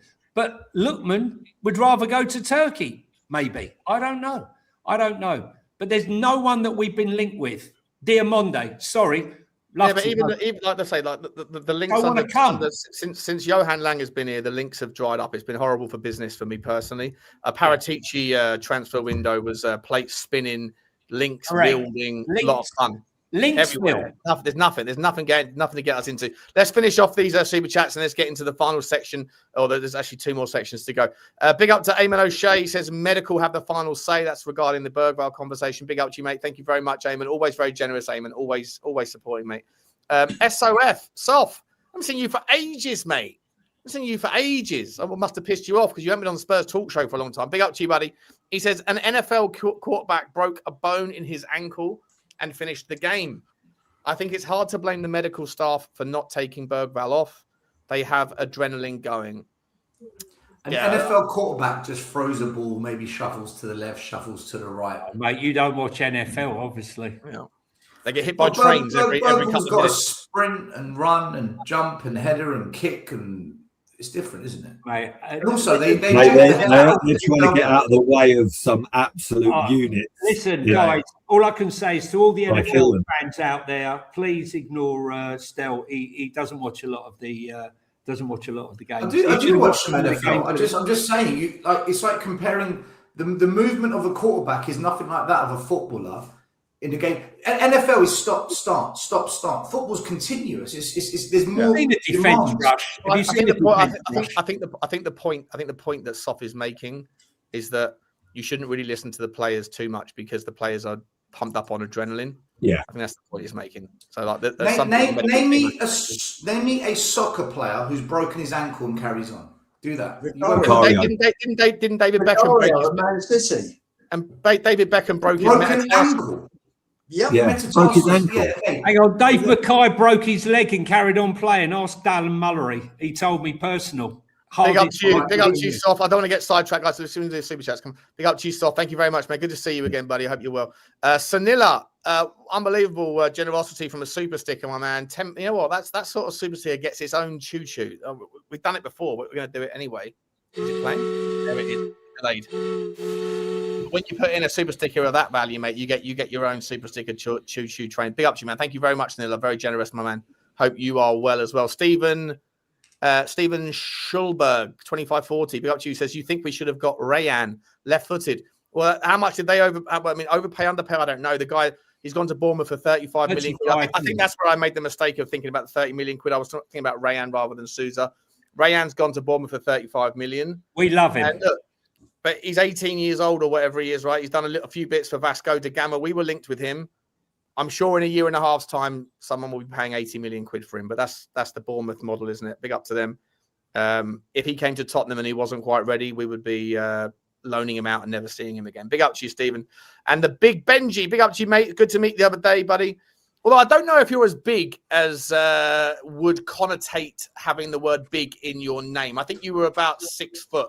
I think if you're calling yourself the Big Benji, you either have to be massive, like the Nottingham Forest striker that was just signed, what he's or referring you have to be Sean. ironically small, and people call you big as an ironic name. I think there's a different way that this could be. Oh, okay. He's 8% Nigerian, like me. He's a pole vaulter. 8% Nigerian. Yeah, I get No, it. I get it. there could be two. There could be 2 Benjis in his friendship group, and he's the biggest. Oh, that too. That's true. That's true. Exactly. Yeah, 100%. Little Ben and Big Ben. Yeah, 100%. Big up to you, Big Benji. He says, doubt we bring in anyone else this window. We need to survive and reset. A player of any note is probably looking at Spurs saying no thanks right now, which is what Johnny was just saying a minute ago. Yeah, look, I mean, that's problematic as well, isn't it? You know, that's why we need to win the Champions League. That's why we need to win the Champions League. Right, guys, let's talk a little bit about the big game on Saturday. It's crazy that we're calling Burnley a big game, but it is a big game. Lubo, you haven't said a lot tonight, mate. Are you all right, buddy? All good. You kick us off, mate. What are you saying about Burnley? Back to a different type of football. Intense, no room in midfield. He's gonna have to make a few changes, isn't he? Because he's got again big game on Wednesday against Frankfurt, and you're looking at Dragison's back in the squad. Basuma, Gallagher, none of them are available on Wednesday. So personally, I'd carry on. I play 3 at the back on Saturday. I'd give Danso a rest. I'd leave Gray out. Simmons, I would leave out. I would play Basuma, Gallagher. I'd bring Dragison in for Danso. And I'd try and protect players as much as I can, because it's, to win on Wednesday is massive. It takes you into the last 16.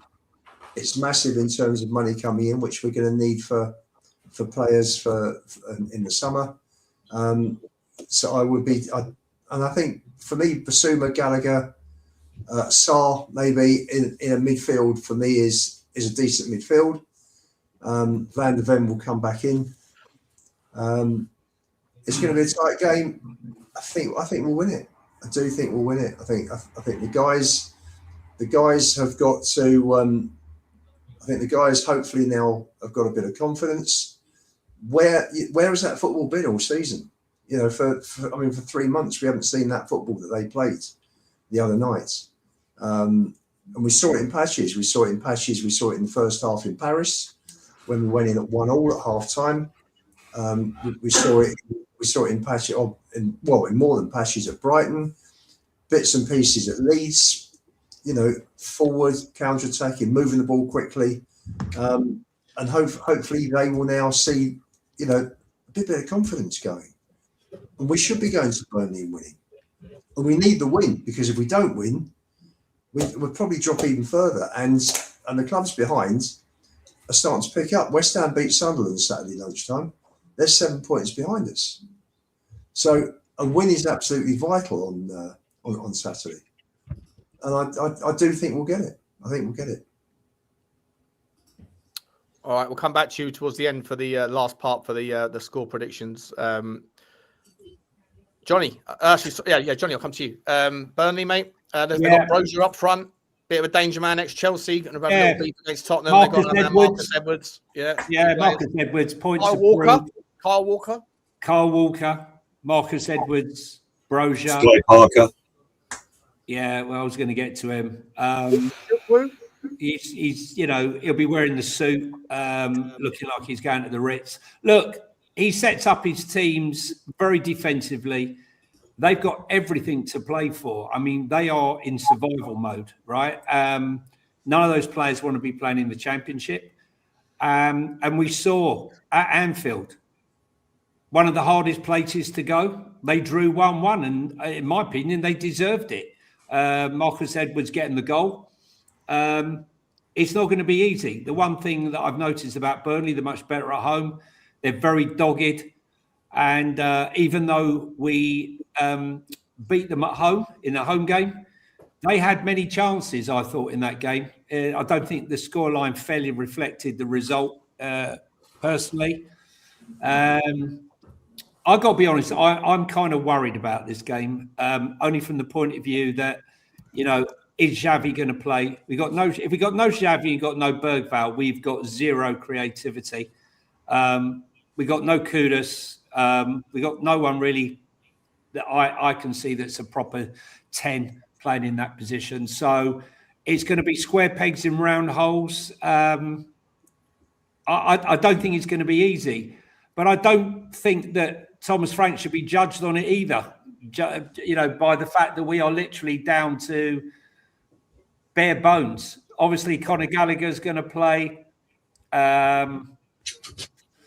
Look, it's a tough game. I was there when we won 5-2. Manor Solomon, 2 assists for Sonny. It was a great away day. Turf Moor, old style ground.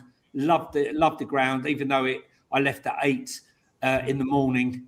So I was 7:45 in the morning, and I arrived at the ground at 5 or 10 to 3. I literally got in for kickoff. Proper old school, great atmosphere. It's a must win because of what we've got coming up, Sean, in the February fixture list. It's going to be tough. What we got? Man City, Newcastle, Man United. We play better against better teams traditionally. We didn't this season. Yeah, Arsenal and Chelsea, but Arsenal and Chelsea, it was shambolic, and who are we going to have back for those games? Well, we've got 5 players returning. We've got Dragusin who's available. We've got Bissouma who's available. We've got Matisse Tell who's back in the squad. And we have Pape Sarr's back in the squad. And there's somebody else I'm forgetting that's currently not. Do you think Sarr will be playing? Do you think Sarr will be playing considering he was in hospital in Morocco with a viral infection? I hope he wasn't cursed by someone, and then he's brought the curse back. The last thing we need is multiple curses fighting with each other in the. You mean winning trophies, Sean? Winning trophies? No, I mean like the witch doctor or whatever they do at the AFCON. Juju, the juju. Yeah, the juju. Yeah, these things happen. These things happen. Stel, your thoughts, mate? Burnley must win. 6-pointer? Dare I say a 6-pointer? I mean, I don't know what we're doing here. Whose dog is barking, by the way? Is there a dog barking in the background? That's Jarvis. He's having his say. He's trying to interrupt. How much was the doggy in the window? I've actually made myself forget how much a doggy and Jarvis both were, because if I remember, it'd be very scary. Yeah, very expensive. Was he a COVID dog? Oh yeah, I got worn down very quickly. But my deal with my family was if I greenlit the purchase of said dog, no one could ever say anything to me again about my massive expenditure on a season ticket. Fair enough. Are you the one who has to walk him every day? Possible. Yeah. Okay. Come on in, Estelle. Estelle sitting there calculating something. What are you doing? Are you sitting there crunching some numbers, or have you got? By the way, Estelle, can I ask you a question? Have you dyed your beard, or is that just your natural colouring? No, I dye it. Oh, you do dye it? Okay. I had a hair transplant. I've dyed my. I'm quite fake aesthetically. Fair enough. Yeah. Some turkey teeth coming up, maybe. Implants. Now my teeth are actually good. Okay. I've got good teeth. Okay. I'm all right. Teeth are okay. Yeah. Listen, stop. Whatever you're doing, stop writing and talk to us about Burnley. Yeah. He's looking at penis reduction. Right. Forget about that. That's your next trip to Turkey. Let's concentrate. I was actually looking at your Candy Crush score, Johnny. Yeah, You've only contributed 15 minutes to tonight's show. I was just checking what score you're on. I've just looked at Burnley's results against the teams in that bottom 6. Okay, they drew with Bournemouth, they beat Leeds, they drew with Forest, they lost to West Ham, and they beat Wolves. So they're actually pretty good against this bottom group that we're now in. So drew with Liverpool at Anfield. Yeah, they drew. Listen, they've got a couple of results here, but in that bottom group, they're actually very capable. So for me, I think we're in for a tough game. I actually think we're in for a tough game. If Frank sticks to the same system and he sticks with the exact same squad that started, except for those that are injured, obviously, if there's injuries, he has to change it. I would do that because I believe when you've got that winning feeling and the players came off that pitch full of confidence, let the confidence start the next game. He made that mistake after the Man City game when we were brilliant and he didn't stick to that. Poch made the mistake when he didn't stick with Mora, with the front two and Son for the Champions League final. I've seen this before where you get that winning moment and then the manager changes it for the next game. I wouldn't change it. I really wouldn't change it. But I think Frank is going to change it. And I'm talking about the tactics. So based on that, I don't think we beat Burnley. I think we're going to get a draw.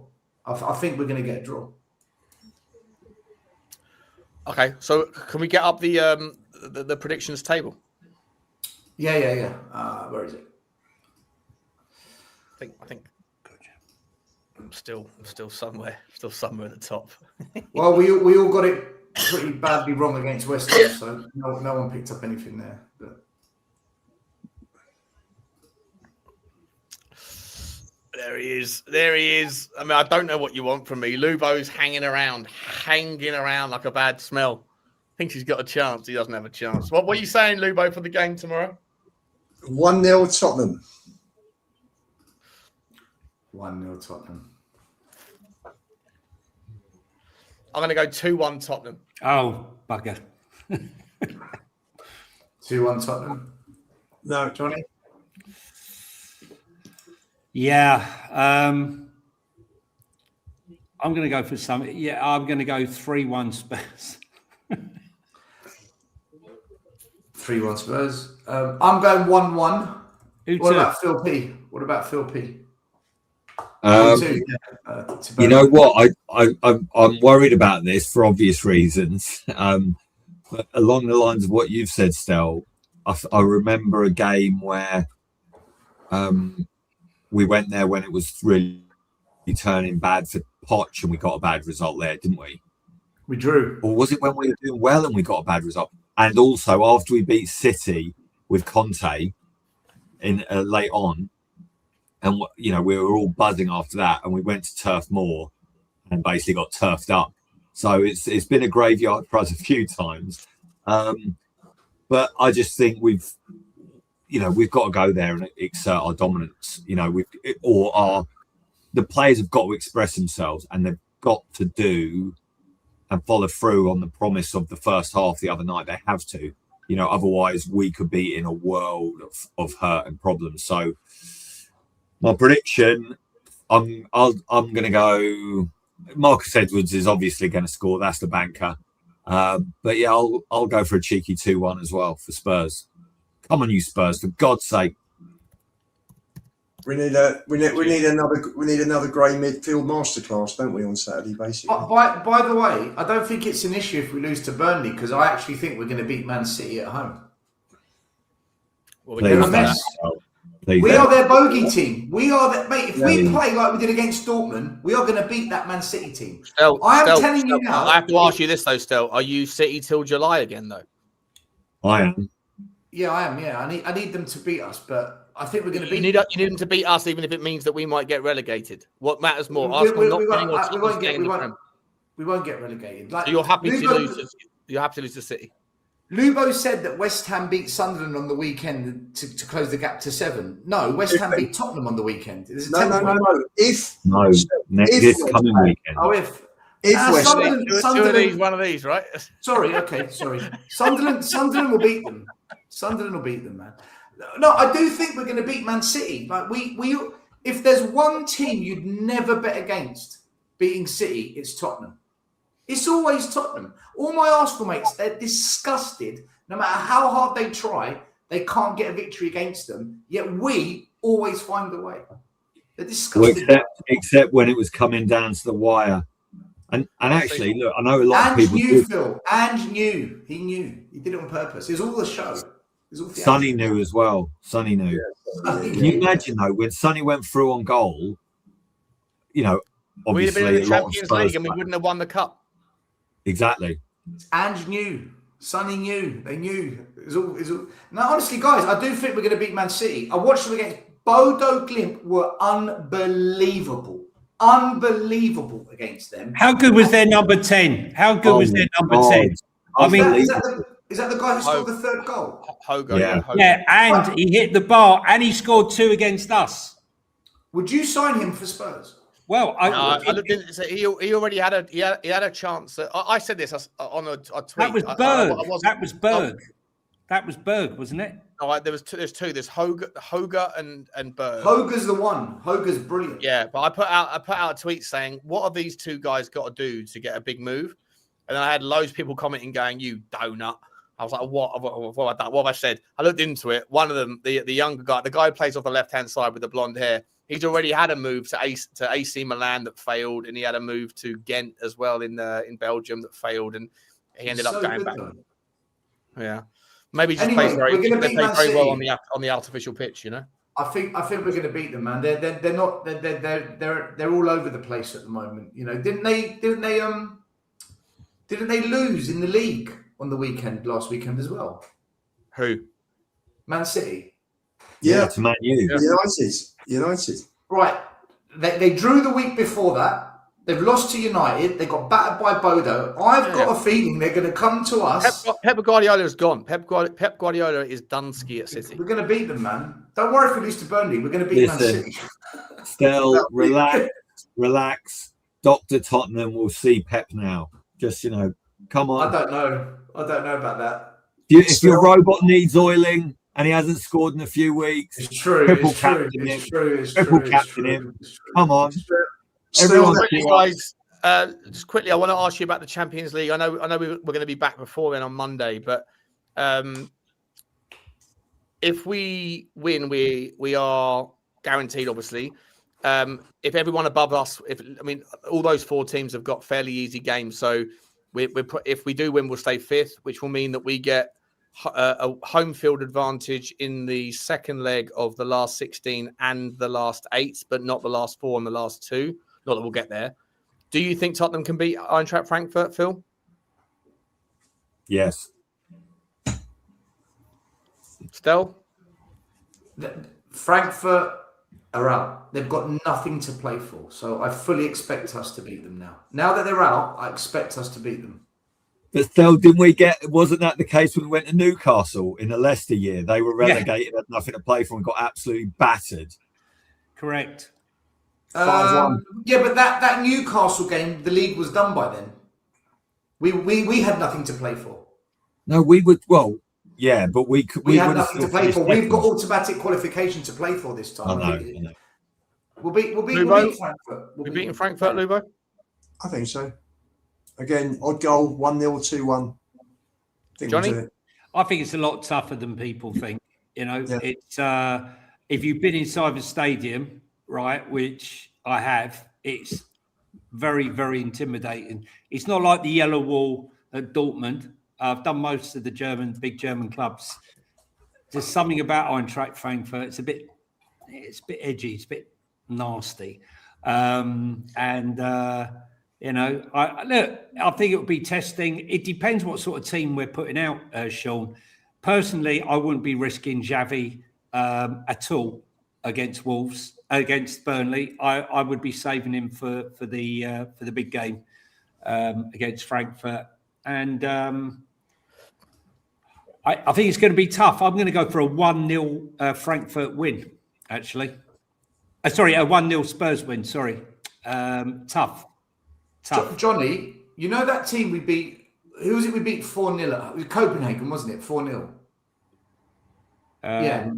We beat Copenhagen. He's gone. Where's he gone? He mentioned Copenhagen. It's everyone knows on YouTube you can't come on and say anything detrimental against Copenhagen. Sorry, I was going to say Frankfurt are 4 points below them in the Champions League table. Frankfurt are 3 points off the bottom of the Champions League. Frankfurt's team is nothing like what it was. No, they got no Ekitike, they got no Mamouche. We know that, but football's a funny game. This is Spurs, guys. Come on, Anything can happen. anything could happen in the next half hour. Do you, if we draw, do you think Paphos. if you draw, just bringing that back up again, where is it? Look If at we Paphos draw, last if we night. draw, and we get to 15 points, then there's a lot of teams that are on 13, right? So PSG, Newcastle, Chelsea, Barcelona, Sporting, Man City, Atletico Madrid. Yeah, but who's playing who, Atalanta. Sean? Well, Who's playing who? PSG are playing Newcastle. I think Barcelona are at home to Copenhagen. No, so PSG are playing Newcastle. So if we draw, then only one of those teams can get above us. Yeah. Barcelona have got Copenhagen, so that'll be fine for them. So they'll be on 16. I think Chelsea at Napoli. That's difficult. Yeah, Chelsea aren't Napoli, even though Napoli are out of it. Well, actually, no, Napoli need to win. Napoli need to win. Sorry, Napoli needs to win. Yeah. What about Sporting and Man City? Sporting have got Atletico Club Bilbao. That's They've tough. been a massive disappointment this season. Who are still in Bilbao, but they're still in it. They're still involved. There we are. And Man City have got Galatasaray. What about Atletico Madrid and Atalanta? They're on 13 points. Atalanta have USG. USG at home are a nightmare. They're a good team. All Belgian teams are a difficult prospect at home if you've got to play them at their place. And who's the other one? Inter. Inter's a threat as well. The one thing we are 100% Inter have got Dortmund away. Yeah. We are seeded no matter what happens now. We're seeded into the knockout stages if we have to play there. And if we finish in we're not going to finish top 4 unless Liverpool have an absolutely mare against Karabakh. So, the likelihood is we win, we finish 5th. It gives us hope. If we win, we definitely finish 5th, in my opinion, because Liverpool have got an easy one, and Real Madrid and Bayern and Arsenal, or Real Madrid have got an easy game. Bayern and Arsenal are too far ahead. If we draw, if we draw, I think we slip out. I think we go to 9th or 10th. Yeah, but Sean, if you're Thomas Frank, you go out, you go all out for the win, knowing that if you don't win it, you're probably going to end up with 2 more fixtures in February that you can't handle. So it's a no-brainer. Just go for the kill. Go to Frankfurt. And you know that even if you sit back and you try and get a draw, looking at the fixtures that are of the team, there's so many teams there that it only takes 3 of them to win for us to get out. And looking at those fixtures, so we have to win. If we draw or lose, we're going to be in the playoffs anyway. So you might as well go for it 100%. And the playoffs are either side of the Arsenal North London derby. So we're not winning that. We need to get but we need to get through. We don't want to be playing the Wednesday before. Arsenal will have a clear week, won't they? Yeah. 15 points won't be enough. 17 points is beautiful. All right, guys, listen, I think that's there's no more super chats. We've been going for over 2 hours, so it's perfect time to say goodnight. I want to say a massive thank you to everyone that's been watching, over 1,000, nearly 1,100 people all night long. I want to say a huge thank you to Phil P making your debut, mate. Absolute sensational stuff. Next time you can host for me. Unbelievable. Sorry for all the interruptions as well. As I'm a podcast listener, an avid podcast listener, as I'm out and about in the mornings, and I've interrupted far too much. People call me out on it in the chat, and you're absolutely right. You're spot on. So apologies. No. We need characters, Phil. What are you talking about? But I would say though, I love the fact that You've you been were both absolutely interrupting each other to interrupt me, which basically means I was in good company. What I would say though, to apologise to the people in the chat and anyone that is listening tomorrow, including myself probably, on the audio feed, I'm only interrupting because what I was listening to was absolute rubbish. But I would say I am surprised with such luminaries on the panel as we've got that we haven't even discussed, how wealthy Spurs are now, and it's just amazing. Oh yeah, that's Monday's show. That's Monday's show, Phil. Was it new information has come out or something? Yeah, the Deloitte numbers have come out. We made a lot of money last year. We're going to make a lot more money next year, obviously, with last year's Champions League or Europa League thing. Thank you. In all seriousness, though, beside that, really important stuff. Thanks for having me on. Thanks to all the love and the comments in the chat. even the negative ones, because the negative people were spot on, to be honest. So it's not negative. It's just they true. weren't. Phil, stop it, mate. No, I'm joking. They were right. It wasn't said with any malice. And if it was, I don't care. You know, it's spot on. They were right. You know, you're fantastic, mate. Thank you guys ever so much. We'll do the Deloitte Money League thing on Monday night. But just to round off, Lubo said 1-0. Stel said 1-1. I said 2-1. Johnny said 3-1. Phil, what did you say for the Tottenham Burnley? 2-1. But I noticed that guests aren't on the prediction. Yeah, we should have done that. We should have done that. We should have done that. Next year. Right. Just to say, I wanted to keep Sava's, dream alive. Actually, one last question as I give up my hosting duties. Can I ask the chief inquisitor? Host spot. Top left is the host spot. Is Sava for me the best or worst transfer of the window so far? Bearing in mind he was sold in the summer and you've only just replaced him with another Greek. I'm not sure if Sava's been entirely transferred out. I think he's a long-term injury that pops back in and then gets injured again because he keeps coming and going. And we love He's the Greek doggy. He's got a reoccurring groin strain. More Timo Werner. Yeah, amazing physique. Right. And some people rate him, but some people just want shot because they can't, stand, the lack of appearance time. Just to say, Sean, if you want to give a shout out, tomorrow morning, 10 o'clock on Football Link, we've got Gary on from who works with Spurs on current projects at Hotspur Way and the hotel and White Webs in the medical facilities. So should be interesting tomorrow. So hop on 10 o'clock, Football Link, and 10 a.m. breakfast time. Yeah, breakfast. It's really difficult because even I can't justify having a cider at 10 a.m. So I don't know how I'm going to cope, but we'll see. We'll see. That's why I don't do that many early morning shows. Anything coming up? Stel, when's your next Spurs Corner? It was yesterday, so everyone could go and watch the show yesterday, and then the next one's next Wednesday. Lubo, what are you doing tomorrow? Clips? Doing clips? Lubo Shelby. I'm doing clips. Hopefully, Lubo, we're doing some clips. Got all my notes. That's almost another file. I can feel a file coming. No, Johnny, that's how to log in. That's how to log in. Actually, in the chat, if you knew, you knew. We're trying to educate poor old Lubo on how to fucking turn his computer on. It's hilarious. Listen, if the person that was filming, the amazing person at Doorstep, Viv Lewis, had got their camera, sideways on, horizontal view, they'd have seen Lubo rushing towards her with all the Lubo files. 100%. Guys, thanks very much, all of you. As always, see you on Monday. Pray for Saturday. Come on, you Spurs. Just quickly. See, I've taught Johnny how to become a host on Football Inc. Now he's rounding off the show for me. What are you doing here?